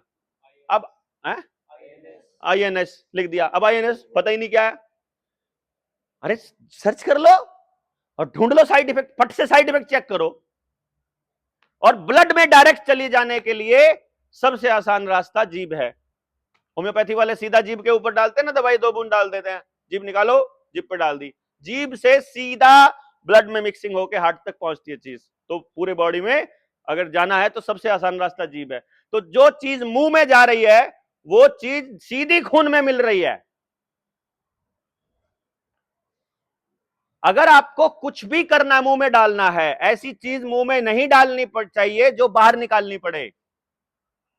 अगर टूथपेस्ट करना है कुछ भी तो ऐसा करो जो अंदर लेके जा सको, जिसको खा सको। जिसको खा नहीं सकते उसको मुंह में काहे डाल रहे हो, वो तो सीधा जीभ पे पड़ने का मतलब सीधा ब्लड में जा ही रहा है ना। इसलिए वो बोलते हैं if nature did not make it, do not take it. और अपनी बॉडी पे कोई ऐसी चीज मत लगाओ जिसको खा नहीं सकते, सीधा, क्योंकि बॉडी खाती है, एब्जॉर्ब करती है। अब तेल लगाते हो कैसे पी जाती है उसको, तो क्रीम लगाओगे उसको नहीं पिएगी है, और वो जो साबुन लगाओगे उसको नहीं पिएगी, जो तेल केमिकल वाला लगाओगे उसको नहीं पिएगी। इससे बढ़िया ऐसे पी लो, बाहर निकल आएगा। जो चीज खा नहीं सकते हो उसको नहीं लगाना है। इसीलिए मुल्तानी लगाते भी थे और खाते भी थे, है? मिट्टी आज भी खाते भी है, लगाते भी है। जो भी चीज है, नीम है, गुलाब जल है, दूसरी चीजें हैं, कितनी लगाओ, कितना ही पियो, कितना ही खाओ, कोई चक्कर नहीं है। पहले शुरू शुरू में इन्होंने क्रीम दिया ना, बोला इसमें हल्दी है, चंदन है, फलाना है, ढिमकाना है। भैया हम हल्दी और चंदन हमारे पास ऑलरेडी था, तो हमें हल्दी चंदन की क्रीम की काय को जरूरत पड़नी है। लेकिन उन्होंने कहा नहीं, तुम्हारे पास टाइम नहीं होता। टाइम में करते क्या होगा, तो मोबाइल चलाते हैं। टाइम, हाथ से पीसने का टाइम नहीं है। वो सारा गेहूं जो बाजार से पीस के आता है वो सारा पहले इतना गर्म हो जाता है, सारा न्यूट्रिशन तो वहीं खत्म हो गया। दोबारा पकाने में जहर दे रहे हैं बेसिकली, या जहर दे रहे हैं या मल दे रहे हैं, खाली मल है वो, खाली कुछ नहीं है, है कि नहीं? वो पोषण थोड़ी ना है। पर नहीं, मम्मी हाथ से चलाएगी तो टाइम लगेगा, कोई भी चलाएगा तो। अब उसमें क्या है, टाइम बचेगा। बचा कर क्या करना है ये देखो, बचा कर आप कोई ऐसी एक्टिविटी नहीं कर रहे हो, क्रिएशनल कोई रिक्रिएशनल कोई एक्टिविटी नहीं कर रहे हो, अपने आप को ध्यान में बैठ, भाई टाइम बचाकर आप वो 2 घंटे ध्यान में बैठते हो चलेगा, 2 घंटे समाज का काम करते हो चलेगा, 2 घंटे बचाकर आर्ट कर रहे हो, संगीत बजा रहे हो, कुछ अच्छा कर रहे हो, कुछ बेहतर करो चलेगा, फिर चलेगा कि चलो नहीं जहर खा के बराबर ने मैं न्यूट्रलाइज कर दिया, भाई डिटॉक्स भी कर लिया साथ में। पर जहर इनटेक हो रहा है और काम में भी फिर जहर ही आ रहा है और फिर मोबाइल में भी जहर ही आ रहा है, तो फिर चारों तरफ से पॉइजन दे रहे हैं हम लोग अपने बच्चों को। ये मैटर सोचने का है। और जब आप जाओगे ना एक एक मैटर, आप हमारा, हम तो कोई बात ऐसी करते नहीं यार जिसमें किसी का भी नुकसान होता हो, क्या नहीं? तो एक हो गया लाइट, एक हो गया साउंड, एक हो गया ग्लाइफोसेट, एक हो गया क्या क्या बोला मैंने, अब आ गया वाईफाई और एक फ्लोराइड। वाईफाई की रेडिएशन, 5G की रेडिएशन, और ये रेडिएशन ये भी सीधा पाइनियल ग्लैंड को डिस्टर्ब करती हैं और आपके सब घर में रखा हुआ है। और इंटरनेट पे भी कब आएगा वो, बोले तो इंटरनेट फास्ट कब आता है? 10 बजे के बाद। यानी वो चाहते हैं आप 10 बजे के बाद जागो, क्योंकि उनको पता है कि 8 बजे के बाद जागेंगे तो सबका लीवर फैटी होएगा। लीवर ही एकमात्र जगह है जो पूरी बॉडी को सप्लाई देता है सारे हार्मोन्स की, सारे केमिकल्स की। अगर लीवर खराब तो सब खराब। मैन्युफैक्चरिंग यूनिट लीवर है, हमारी हेल्थ की मैन्युफैक्चरिंग। यानी अपने बॉडी को जब आयुर्वेद में, होम्योपैथी में, दूसरी चिकित्सा में, मर्म चिकित्सा में, या किसी भी चिकित्सा में, जब हम जो भी अल्टरनेट थेरेपीज है, उन सबका काम क्या होता है? वो कहते हैं हम उससे आपके ग्लैंड्स को एक्टिवेट करते हैं। ग्लैंड्स एक्टिवेट करने से क्या होता है? वो ग्लैंड वो हार्मोन सिक्रेट करना चालू करती है जो हमको हेल्दी रखता है। कैप्सूल जो B12 खाते हैं वो शरीर में नहीं लगता है।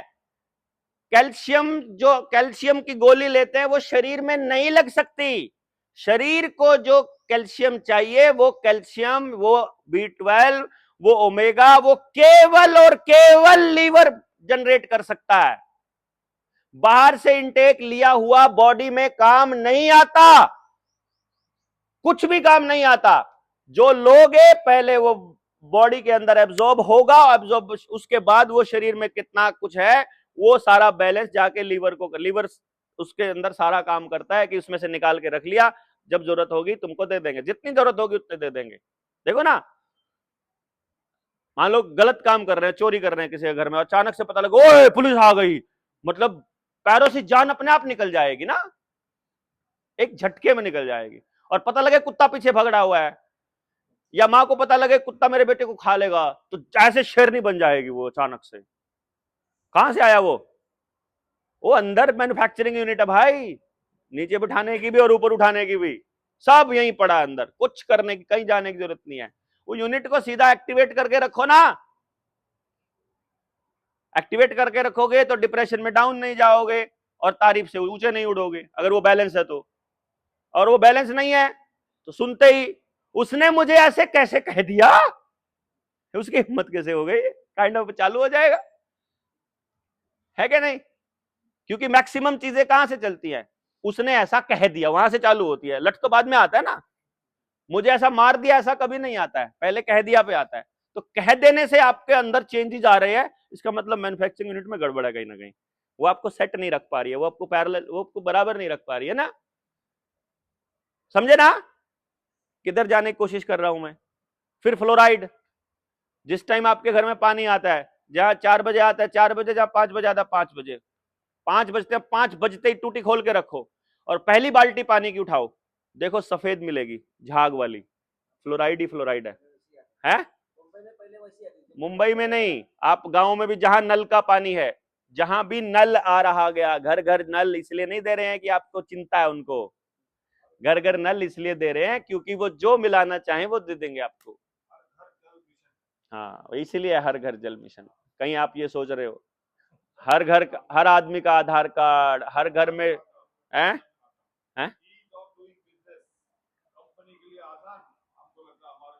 हाँ, तो समझ रहे हैं ना बात आप? यार जो आपकी जमीनें छीनना चाहते हैं, जो आपकी आजादी छीनना चाहते हैं, जो आपको चैन से रहने नहीं देते हैं, जो आपका पूरा सिस्टम खराब करके रखते हैं, वो आपको पानी साफ देंगे। इतना वहम है हमको, ऐसा यकीन है आपको? तो यकीनन आप बहुत आशावादी लोग बहुत अच्छे लोग हैं कि आप मानते हैं कि सरकार आपके लिए काम करेगी आप उनको वोट नहीं देते, ईवीएम से अपने आप ले लेते हैं, आप उनको पैसे नहीं देते, वो उद्योगपति देता है। आपका कोई कैंडिडेट आपके बीच का प्रतिनिधि वहां नहीं है, वो सब पार्टी के लोग हैं। जो हमारे है ही नहीं है वो हम हमारी चिंता करेंगे, और घर वालों से लड़ाई बढ़ा के बैठे हैं अपन लोग। जिनके घर में पैदा हुआ है उनसे लठ बजाया हुआ है, और जिनको जानते भी नहीं है उनको अपना सारा डेटा दे रहे हैं। लो बेटा आधार भी लो बेटा ये वाला भी ऑनलाइन कर दो, लो ये भी कर दो, है कि नहीं? क्या कमाल लोग हैं हम, है कि नहीं? हाँ,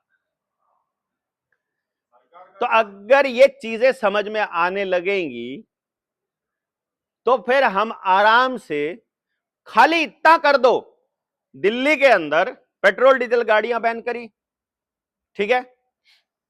हमें एक काम करना है, खाली इकट्ठा होके एक चिट्ठी दे देनी है डिपार्टमेंट्स को, सारों को, क्योंकि कोर्ट से नहीं चलेगा, ये बातें कागजों में नहीं चलेंगी, हमारे पूछने से चलेंगे। हम ये कह देते हैं, एक काम करते हैं, आप हमको दिल्ली सरकार से या केंद्र की सरकार से हम ये कहते हैं कि आपने किस स्टडी के आधार पर, कौन सी स्टडी की थी, कौन सी गाड़ियों का परीक्षण किया था, और कैसे पता लगा कि सिर्फ पेट्रोल डीजल वाली गाड़ियां ही प्रदूषण फैला रही हैं,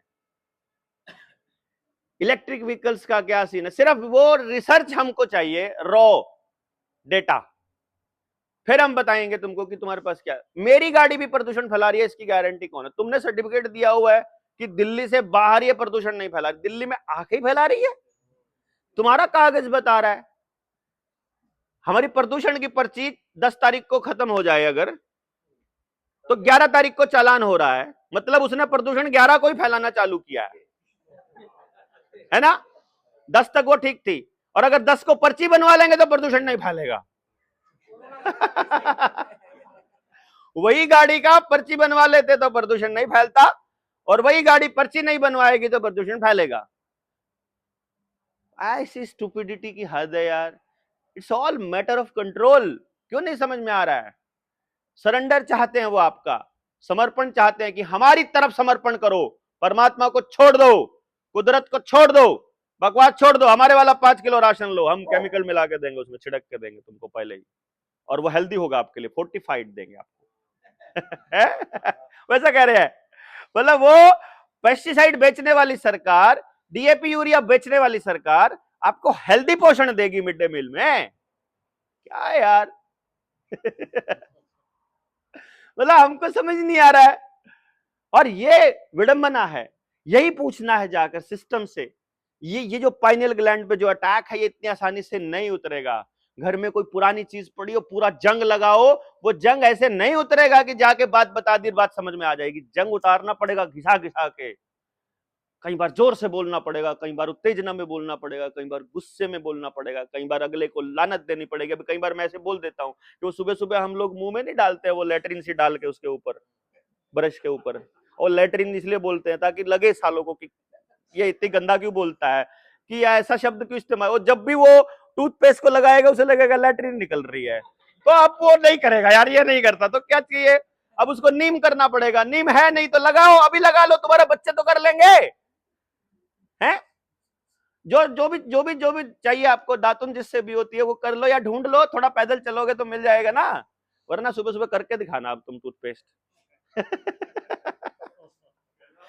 तो वो इसलिए कई बार हमको झकझोरने के लिए, जैसे कई बार सो रहा होता है, सोए को तो उठाया जा सकता है, एक दूसरा होता है सोने का नाटक कर रहा होता है, उस नाटक वाले को थोड़ा हिलाना पड़ता है, और एक तीसरा होता है जो नशे में होता है, टेंशन नहीं आया कर देंगे, उसको छांटा लगाना पड़ता है थोड़ा सा कि छोड़, ऐसे करके जो माँ बच्चे को करती है वो कि उठ जाग, तुम्हारे साथ ये गड़बड़ हो रही है? ऐसा क्या फिर वैसे बोलेगा काइंड ऑफ, मेरे को पता नहीं था, और अगर नशा गहरा है तो पता लग गया, मैं इनको छोड़ूंगा नहीं। लेकिन कल से शुरू करेंगे, अभी सोने अभी सोने दो, कल से करेंगे क्रांति अभी शुरू करने का टाइम नहीं आया, जो होगा बाकियों के साथ देखा जाएगा, फिर वैसे उसको फिर जगाना पड़ेगा। We need to be there, बार बार जाना पड़ेगा, अपने को बार बार बोलना पड़ेगा। इनका पूरा सिस्टम अटैक कर रहा है कितने तरह से, टीवी, मोबाइल, इंटरनेट, इधर फेसबुक खोलो वही आएगा, सोशल मीडिया पे इंस्टा खोलो वही आएगा, यूट्यूब खोलो वही आए, उसे की ऐड आएगी, टीवी खोलोगे वही आए, उस पे एफएम पे जाओगे रेडियो पे वही बजता मिलेगा, फिर बैनर लगा मिल जाएगा, फिर कोई खिलाड़ी की फोटो दिख जाएगी, फिर की अभिनेता की दिख जाएगी, फिर किसी नेता की दिख जाएगी, वही बोलते दिखेंगे, चारों तरफ उन्हीं का बोलबाला। और ये साइकोलॉजी कहती है किसी भी आदमी के दिमाग में वो चीज फिट बिठानी है, पक्का करनी है, आदत में शामिल करनी है, 21 बार टक टक टक टक बजा दो उसके दिमाग में, 21 बार, 21 दिन लगातार काम कर लो, आदत बदल जाएगी। 21 दिन शांत रहने की आदत डाल लो, शांत हो जाओगे। 21 दिन लगातार गुस्सा कर लो, गुस्सा आ जाएगा। 21 दिन कुछ भी करोगे वैसे ही हो जाओगे। तो वो आपको क्या करेंगे, 21 बार अटैक करेंगे। आप अपनी बात 21 बार अटैक कर पा रहे हो? नहीं कर पा रहे हो, तो स्ट्रैटेजी बदलनी पड़ेगी 21 बार। इसीलिए अपनी वीडियो कोई सुननी है तो 21 बार सुनानी पड़ेगी। और कोरोना का लॉकडाउन कितने दिन के लिए था?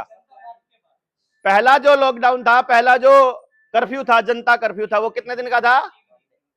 पहला 1 दिन का था, एक के बाद 21 था। समझे? हमारे बीच में ताई नमस्ते, माई नहीं आई क्या? अच्छा अच्छा, जी जी जी जी, कोई बात नहीं, आइए। है ना? तो पहला जो कह रहे थे ना कि वो टूट जाएगा, साइकिल टूट जाएगा, वायरस का फलाना ढिमकाना, वो कितने दिन का था? 21। तो 21 मैजिकल नंबर है। है कि नहीं? इसका मतलब ये हुआ कि 21 एक मैजिकल नंबर है। तो आप लोगों को भी इसका मतलब 21 कहीं ना कहीं से ढूंढ के लाना पड़ेगा। तो गांव में जब हम इस आंदोलन को शुरू करेंगे, जो बात हम कहना चाहते हैं वो बात उन चेहरे तक, उस आदमी तक 21 बार पहुंचे, इसी के लिए तो वो आपके गांव के अंदर दीवारों के ऊपर साबुन की ऐड मिलेगी, कपड़े धोने वाले की मिलेगी, टूथपेस्ट की मिलेगी। आपके वाले काम की ऐड कहां कहां मिलती है? कहीं भी नहीं, है ना? अरे जो कर सकता है, पेंटर आदमी है, जिधर जा रहा है और कुछ नहीं लिखता है, खाली जनता सरकार मोर्चा ही लिख दो और नीचे फोन नंबर 9518170000, जहां जा रहा है वैसे ही लिख दो। स्ट्राइक करना पर्पस है ना बेसिकली, या आपका कोई संगठन है उसका नाम, या आप जो काम करना चाहते हो वो काम। आपने देखा होगा कि बाबा जय गुरुदेव के जो समर्थक थे या जो उनके अनुयायी थे, उन्होंने पूरे भारत में बाबा जय गुरुदेव करके शाकाहारी बनो करके लिख डाला। तो हमको ये पता लगा, कुछ लोगों को जब कुछ नहीं पता है कौन है, जो उनसे पूछोगे बाबा जय गुरुदेव के बारे में मालूम है, बोला वो शाकाहारी वाले, मतलब और कुछ नहीं पता उनको, खाली तब मालूम है ना कि वो शाकाहारी वाले। अभी राजू भाई का नाम लेंगे तो बोलेंगे स्वदेशी वाले, मान लो उनको उन्होंने नहीं सुना है, मान लो, लेकिन उनको यह मालूम है कि उनका काम क्या था, क्योंकि वो स्ट्राइक उस नाम से किया कि जो लोग भाई राजीव दीक्षित को फॉलो कर रहे हैं उनके नाम से, तो वो स्वदेशी वर्ड को इस्तेमाल कर रहे हैं, और इन सब चीजों का पॉलिटिकल इस्तेमाल हो जाता है। इसीलिए हम उनकी समझ होना जरूरी है कि आपका पॉलिटिकल इस्तेमाल कैसे होना है। ये पहले आपने अगर पॉलिटिक्स वाली ट्रेनिंग करी हो तो उसमें मैंने बताया हुआ है कि पॉलिटिकल पार्टियां, पॉलिटिकल लोग किस तरह से आपका इस्तेमाल करते हैं, और बाद में फिर आपकी क्रेडिबिलिटी को वो खा जाते हैं और हमारे हाथ में फिर ठेंगा आता है। कुछ भी नहीं। परंतु अगर पहले से ही पता हो कि इसका ह्यूमन ब्रेन पे क्या इंपैक्ट पड़ना है, हमारी साइकोलॉजी पे क्या पड़ना है, सोसाइटी पे क्या पड़ना है, बच्चे इसको कैसे सोचेंगे, बड़े कैसे सोचेंगे, तो फिर इजी हो जाता है। और एक बात को बिल्कुल कान खोलकर सुन लीजिए, स्पष्ट, आप जो भी काम करते हैं जिंदगी में, कभी भी कहीं भी कुछ भी करते हैं, उसमें सबसे बड़ा रोल 95% रोल, 95% आपके डिसीजंस वो होते हैं जो आपने गर्भ के आखिरी 2 महीने और जन्म के पहले 6 साल देखा, सुना, महसूस किया है साइलेंटली। कुछ सीखा नहीं, किसी ने डेलिबरेटली सिखाया नहीं, नेचुरली जो आया है। मेरा बाप मेरी माँ से कैसे बात करता है, मेरी माँ कैसे करती है अपनी सास से, मेरे दोस्त कैसे, उनके पापा के दोस्त आपस में कैसे बात कर रहे हैं, दादा कैसे बात कर रहे हैं, वो लोग किन चीजों की बात कर रहे हैं, वो जीवन कैसा जी रहे हैं, वो क्या कर रहे हैं, वो किसको देख के डिसाइड कर रहे हैं, सब कुछ, एवरीथिंग। वो पहले 6 साल कैरेक्टर बिल्डिंग के, यानी पूरे जीवन आप उससे बाहर निकल नहीं पाओगे कहीं ना कहीं। जैसे अगर बच्चा 6 साल का है, वो कह रहा है ये क्या पहन रखा है, और बच्चे को नहीं पता, वो तो नंगा भी घूम लेगा, मम्मी कहेगी छी छी छी, वो बताएगी कि ये वाली चीज गलत, यानी कि बेसिकली कॉन्शियस लाना उस चीज के प्रति। अदरवाइज तो वो तो फ्री है ना एकदम से, है ना। मम्मी उसको कहेगी शेम शेम हो रहा है, शेम कैसे हो रहा है उसको समझ में नहीं आ रहा है, लेकिन उसने वो सीख लिया। अब उसके लिए इंपॉर्टेंट कुछ और हो गया, मतलब वो चरित्र से इंपॉर्टेंट शरीर के अंग हो गए अब उसके लिए। समझ गए ना बात आप, मतलब वो साइकोलॉजिकली जो इंपैक्ट, जो गहरा अंदर जाकर के जो बात का असर डालेगा वो डालेगा। मम्मी अगर सुबह तैयार होने में टाइम लगा रही है, शादी में जाने से पहले मैं कैसी लग रही हूँ, ये अच्छा नहीं है, ये खराब है, वो नहीं है, तो बैक ऑफ द माइंड उसके दिमाग में ये चल रहा है कि ये जो कपड़ा ये इतना इंपॉर्टेंट होता है कि इस पे 1-1 घंटा खराब किया जा सकता है। बैक ऑफ द माइंड वो उसको देख रहा है ना, बेसिकली उसे नहीं मालूम है कि मैं आने वाले टाइम में वो भी इसी तरह डिसाइड करने वाला है कि मैं कैसा दिख रहा हूं, है ना। अदरवाइज घर में से शीशा हटा दो, बोलो आप बताओ आप कैसे लिखते हो, शीशा नहीं है, अब सोचो कहीं पर शीशा नहीं है, अब बता दो कैसे दिखते हो, अपनी शक्ल कोई देख ही नहीं सकता है, तो सब सुंदर हो जाएंगे ना। भाई मान लो सामने कोई दूसरा आदमी है जिसको जो जो उसे सुंदर नहीं दिखता है, उसे लगे सर मैं भी ईसाई हूंगा, क्योंकि उसे अपना पता ही नहीं मैं कैसा हूं तो आदमी हर किसी में अपना चेहरा देखने लग जाएगा, फिर उसे कोई बुरा नहीं लगेगा अगर शीशा ना हो तो। और अगर हम सब लोग अपने मुंह पे शीशा लगा ले तो सामने वाला देखने वाला अपना चेहरा देखेगा, अपनी शक्ल देखेगा, तो आप सब सुंदर हो जाएंगे, कोई फर्क ही नहीं बचेगा ना। बहुत सिंपल फंडा है ये। तो 95%, इसका मतलब ये हुआ कि मुझे आप लोगों से कोई उम्मीद नहीं है, क्योंकि आपके पहले 6 साल तो खराब ही करके दिए मान के चले कि खराब ही करके दिए, तभी तो हम लोग इस खराब माहौल में रह पा रहे हैं। तो जो उम्मीद, इसलिए पेरेंटिंग पे हमने काम चालू किया कि माँ बाप को परवरिश सिखानी पड़ेगी कि बच्चा अपने आप से क्या चीजें ग्रहण कर रहा है, तो तुम्हारे बिहेवियर में किस तरह का चेंज आए कि बच्चा अपने आप जेन्युइन हो, कुदरती पैदा होने के बाद अपनी पेरेंटिंग में मैनिपुलेशन कुछ भी ना करना पड़े। अगर मैनिपुलेशन नहीं होगा तो फिर दुनिया में दिखावा भी खत्म होने के चांसेस है, और वो मैनिपुलेशन वहां से शुरू होता है, छोटी छोटी झूठ से चालू होता है। बाहर मत जाना, कोई उठा के ले जाएगा, कोको आ जाएगी, देखो वो ले गया, गायब हो गया, देखो डॉक्टर आ जाएगा, सुआ लगा देगा, टीका लगा देगा, तुम्हारे पापा पिटाई कर देंगे, पापा ने पिटाई नहीं की तो बच्चा सोचेगा माँ तो झूठ बोल रही थी, अब मम्मी ने कह दिया कि पापा आने के बाद तुम्हारी पिटाई करेंगे, और पापा ने मान लो नहीं करी तो मम्मी झूठी हो गई। और मम्मी ने 3-4 बार ऐसी बातें बोली, उसने कहा कि मैं आपको बच्चे की खासियत बताता हूं, बच्चे को बोल दोगे ना कि बाहर जाओगे तो कोई उठा के ले जाएगा, तो बच्चा दिमाग में आएगा कैसे उठाते हैं, कौन उठाएगा, बाहर जाऊंगा जाते ही उठाएगा कि थोड़ी देर के बाद उठाएगा, कैसे अब उसे, उसका साइंटिफिक माइंड है, तो वो क्या करेगा, सबसे पहले मम्मी किचन में चली गई है, वो जाके घर की दहलीज पे ऐसे पैर रख के देखेगा, नहीं उठाया, फिर थोड़ा आगे जाके देखेगा, अभी भी नहीं उठाया, फिर वो पूरा ऐसे जाके फिर वापस आ जाएगा, बोलेगा अभी भी नहीं उठाया, फिर जाके गली में खड़ा हो जाएगा, बोला अभी भी नहीं उठाया, फिर वो खेलेगा, देखेगा, घूमेगा फिरेगा, पूरी गली का चक्कर काटेगा, बोलेगा अभी भी नहीं उठाया, नहीं उठाया मतलब मम्मी झूठी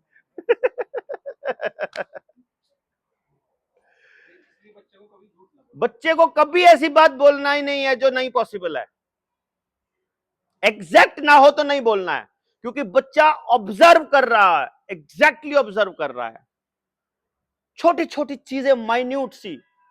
यार बच्चे का इतना हाइट है, देखो जरा, इतनी सी हाइट है, मम्मी की हाइट जो उससे बड़ी है, पापा की उससे भी बड़ी है। अब बच्चे को कहीं से कुछ लेना है, बच्चे को दूध पीना है, मम्मी फटाक से दे रही है, खाना खाना है, मम्मी फटाक से दे रही है, उसको कोई चीज उठानी है, मम्मी उसको उठा के दे रही है, ऊपर चढ़ना है, देखना मम्मी उसको उठा के दे रही है, दिखा रही है, सिखा रही है, बता रही है। उसे लगता है मेरी मम्मी से इंटेलिजेंट दुनिया में कोई नहीं, मेरी मम्मी से ऊंचा कोई नहीं, क्योंकि जितनी मर्जी हाइट पे चीज रखी हो वो फटाक से पकड़ा के दे देती है। फिर एक दिन पंखा साफ करना है, अब मम्मी से पंखा साफ नहीं हो रहा है, और कह रही है पापा को कि आपको करना पड़ेगा। पापा कह रहे हैं कि नहीं अभी नहीं, कहते नहीं मेरे से नहीं चढ़ा जाएगा, आपको ही चढ़ना पड़ेगा, आपकी हाइट ज्यादा है। तो बच्चा सोचेगा अच्छा मम्मी सबसे लंबी नहीं थी, पापा सबसे लंबे हैं। है कि नहीं? पापा सबसे ताकत हो। फिर पापा को बाइक पर बैठ के जब चलेगा तो पापा को बोलेगा पापा इससे आगे कर दो, इस वाली कार से, इस वाली बाइक से आगे निकलो। वो उस वाली से आगे निकाल देगा, पापा शाहरुख खान हो जाएगा। है कि नहीं? हीरो बन जाएगा उसकी तरफ से। तो मतलब वो उसे लगेगा मेरे पापा से तेज कोई बाइक चला ही नहीं सकता है, उससे तेज कोई गाड़ी चला ही नहीं सकता है, and he is the hero.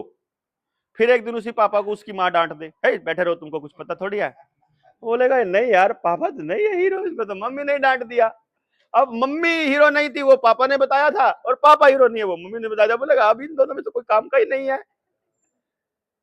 या शुरू में हर चीज मम्मी बता रही है, पापा बता रहे हैं, उनको लग रहा है सारी चीजों का पता है। फिर वो 5वीं 6वीं में हो जाता है, फिर बच्चा आता है अपना सवाल लेके मैथ वाला कि मम्मी समझाओ, मम्मी बोलती है ये मुझे नहीं आता, ये मैडम से पूछना। इतने सालों से बेवकूफ समझ रहा था, मैं तो सोच रहा था तू सबसे ज्यादा इंटेलिजेंट है। तुझे सब आता है, पर उसको तो आता ही नहीं 5वीं क्लास से ऊपर का। अब जिसको 5वीं क्लास से ऊपर का नहीं आता है, अब वो बोलेगी उसको कि पढ़ाई कर ले, बोलेगा आता कुछ है नहीं, मेरे को ज्ञान दे रही है। बैक ऑफ द माइंड कह रहा हूं मैं, मुंह पे नहीं बोल सकता वो, क्योंकि हमने सिखाया नहीं उसको ऐसा बोलना। अगर फ्री बोलना सिखाया होता तो बोल देता, लेकिन हमको हमें कंट्रोल रखना सिखाया कि जबान पे कंट्रोल रखो, फालतू नहीं बोलने का है, सभ्य बातों में बोलना है। तो इसलिए वो नहीं बोलेगा, वो बोलेगा, वो मन ही मन सोचेगा कहती रहो तू पढ़ना तो मैंने है ही नहीं, क्योंकि तेरे को आता ही नहीं पढ़ना। पढ़ना होता तो तुम ही पढ़ लेती ना, पढ़ना इतना अच्छा काम होता तो तुम काहे को नहीं पढ़े। लेकिन पापा कहते हैं हम तो नहीं पढ़े, तुम पढ़ो। क्यों नहीं पढ़े? तुम क्यों नहीं पढ़े? अब पढ़ लो, अब तुम काबिल हो गए। बोलते जो फैसिलिटी हमको मिली नहीं थी अब तुमको दे रहे, तुम पढ़ो। बोले नहीं अब तो वो फैसिलिटी तुम्हारे पास भी तो है, वो स्टडी टेबल, वो मेज, वो लाइट अब तुम्हारे पास, अब तुम पढ़ लो। लेकिन अब तुम नहीं पढ़ोगे, और देख उसको मजा आ रहा है। ये तो मेरी बात कर रहे हैं।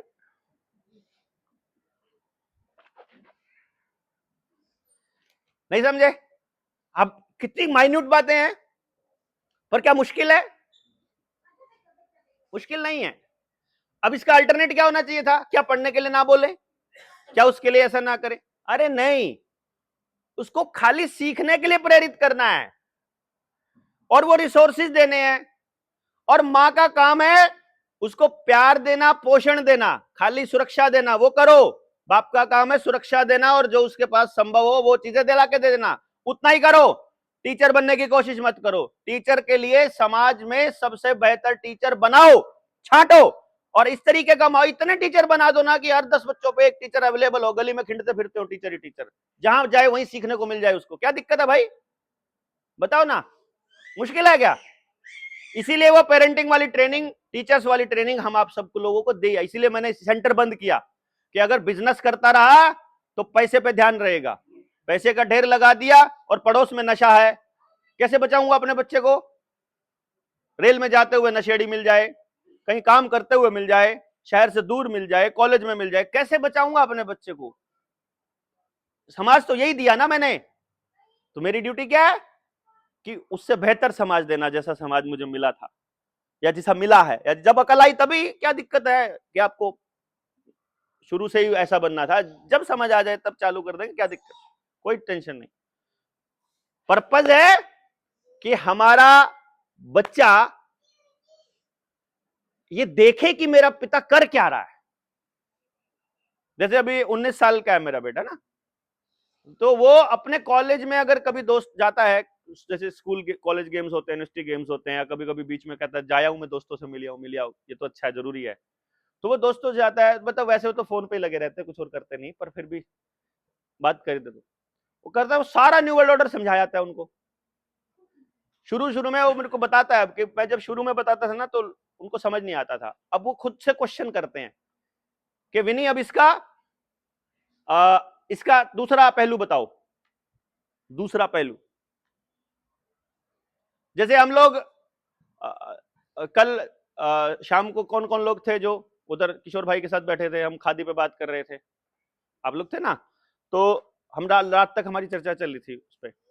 तो जब हम बात कर रहे थे, अब अगर आप ये कहोगे कि खादी बहुत अच्छी चीज है, खादी बढ़िया है, स्वदेशी है, देश के विकास में योगदान दे रही है, एक तो ये एंगल है खादी का, जीडीपी का एंगल है, दूसरा जीडीपी का है, ठीक है, खर्चा कम है, मेहनत है, वो सब है, वो हमको समझ आएगी, क्योंकि सबसे पहले देखेंगे यार हम, हमारे पास तो इतना टाइम नहीं है, हम तो ये काम करते हैं, हमारी तो ये स्थिति है, हाँ ये करना चाहिए, मन में ये आ जाएगा। अब मैं आपको साइंटिफिकली, जाओ सर्च करो सारे के सारे गूगल पे या कहीं पे भी सर्च करो, फ्रीक्वेंसी क्या है बॉडी की, और कपड़े की फ्रीक्वेंसी चेक करो, टेरिकॉट की फ्रीक्वेंसी चेक करो, जो आप नायलॉन ये कपड़ा पहनते हो, टी शर्ट ये पैंट वाला कपड़ा पहनते हो, इसकी फ्रीक्वेंसी चेक करो, फैक्ट्री से बने हुए की फ्रीक्वेंसी चेक करो, और खादी की फ्रीक्वेंसी चेक करो, और देसी कॉटन की चेक करो, और हाइब्रिड वाली बीटी कॉटन वाले उस कपड़े की फ्रीक्वेंसी चेक करो, और नायलॉन की चेक करो, और प्लास्टिक की चेक करो, और अपना मलमल की चेक करो, तो आपको पता चलेगा खादी और अपनी देसी कपास की फ्रीक्वेंसी बॉडी की फ्रीक्वेंसी से ऊपर है।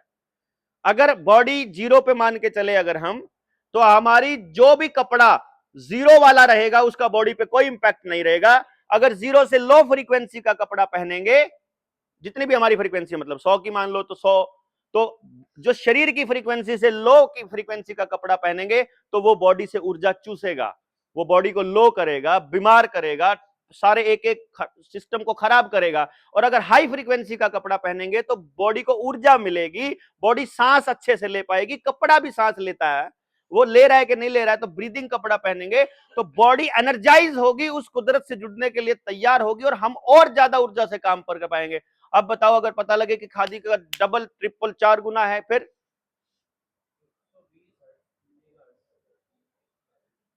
खादी 120 मेगाहर्ट्ज है, बॉडी की जीरो है, तो बॉडी को कितना एनर्जाइज करके रखती है, अगर ये बताएंगे।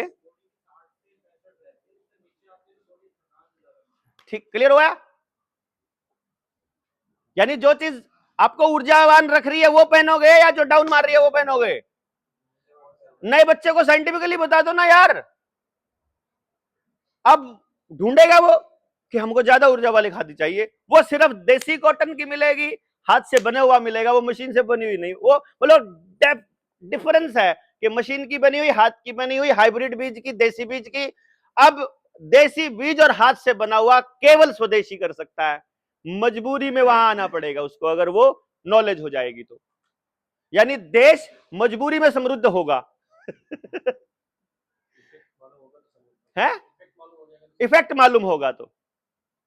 चाहे खाने का बोला मैंने, जैसे पैकेट वाला खाने का बोला, रसोई वाले किचन में, अब स्वदेशी पे छोड़ दो, आप प्रैक्टिकली लाइफ पे देखो उसका असर क्या पड़ रहा है, लाइट का क्या असर पड़ रहा है पता लग जाएगा।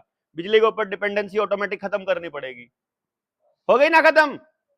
अब बिजली पे खत्म हो गई तो शाम को 7 बजते ही अंधेरा हो जाएगा, अंधेरा हो जाएगा तो हमको 6 बजे से पहले खाना खाना पड़ेगा, 6 बजे से पहले खाना खाना पड़ा तो लीवर जो है डिटॉक्स अपने आप होना चालू हो जाएगा, डिटॉक्स ठीक हुआ तो मेडिकल फार्मा से पीछा अपने आप छूट जाएगा। रात को टाइम से सो गए तो सुबह 4 बजे अपने आप उठेंगे, बिजली नहीं है तो बाहर छत पे सोना ही पड़ेगा, छत पे सो रहे हैं, गंदगी है तो उससे लड़ना पड़ेगा, फैक्ट्री से धुआं आ रहा है उससे लड़ना पड़ेगा, मजबूरी में हमको साथ आना पड़ेगा, मजबूरी में देश बदलेगा और बढ़िया की तरफ बदलेगा।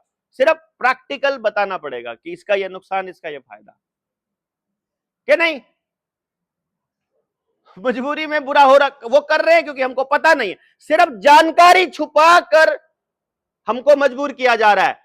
जानकारी होते ही मजबूरी में हम अवेयर होंगे, जैसे मैं मजबूरी में निकला हुआ हूं समझ आने के बाद पता लगा कि यार ये चीजें ऐसे हो सकती है, पॉसिबल है, तो मजबूरी में निकला। आप लोग भी मजबूरी में निकले, अब मजबूरी में भौंकना पड़ेगा, मजबूरी में जगाना पड़ेगा, मजबूरी में जागेंगे, मजबूरी में बदलेंगे और बेहतरी होगी, मजबूरी में हम समृद्ध होंगे। मुझे कोई बोलता है ना कि यार क्या कर रहे हैं, मैं कहा मौज कर रहा हूं। वो क्यों? मैं कहा यार मजबूर हूं। कैसे? मैं कहा और कुछ आता ही नहीं है हम जो करते हैं केवल मौज में करते हैं, जो कर रहे हैं मौज में कर रहे हैं, तो मौज है, मजबूरी में मौज ले रहे हैं है कि नहीं? मौज को मजबूरी बना लो ना, काय को टेंशन लेते हो यार?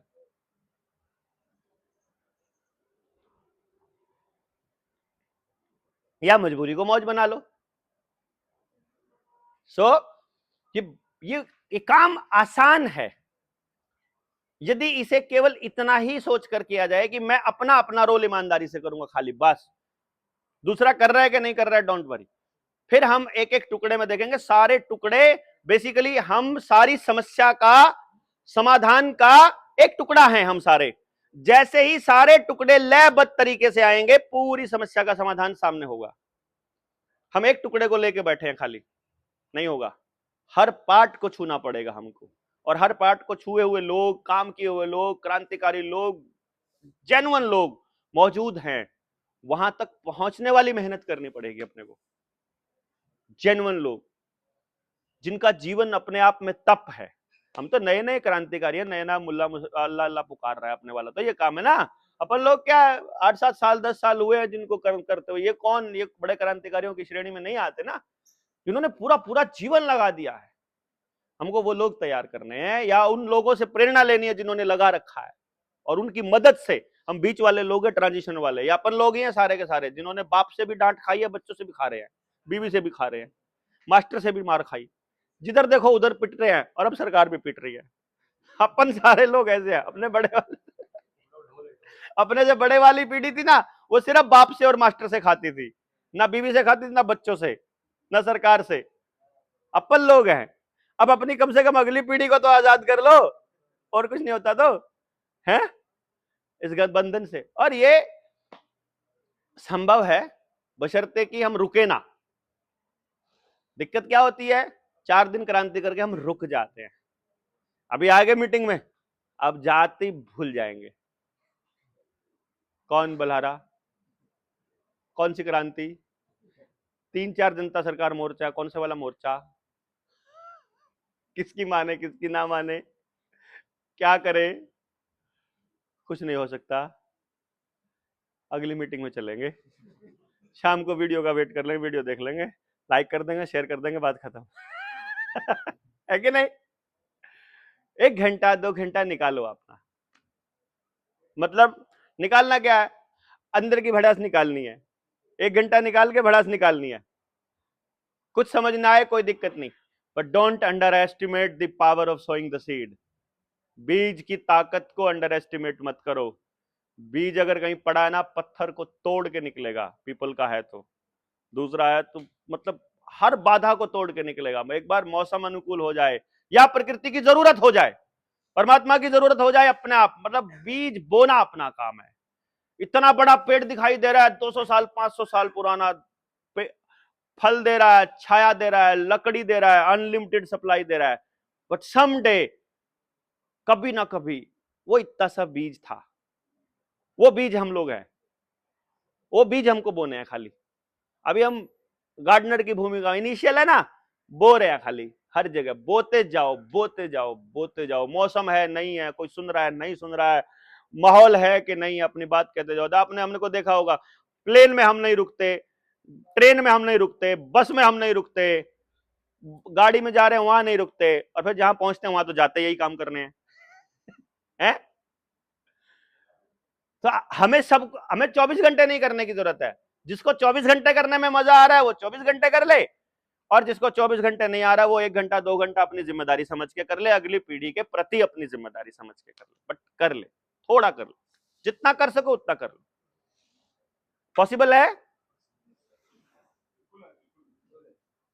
पॉसिबल? बताइए एक बार जोर से बताओ, पॉसिबल है?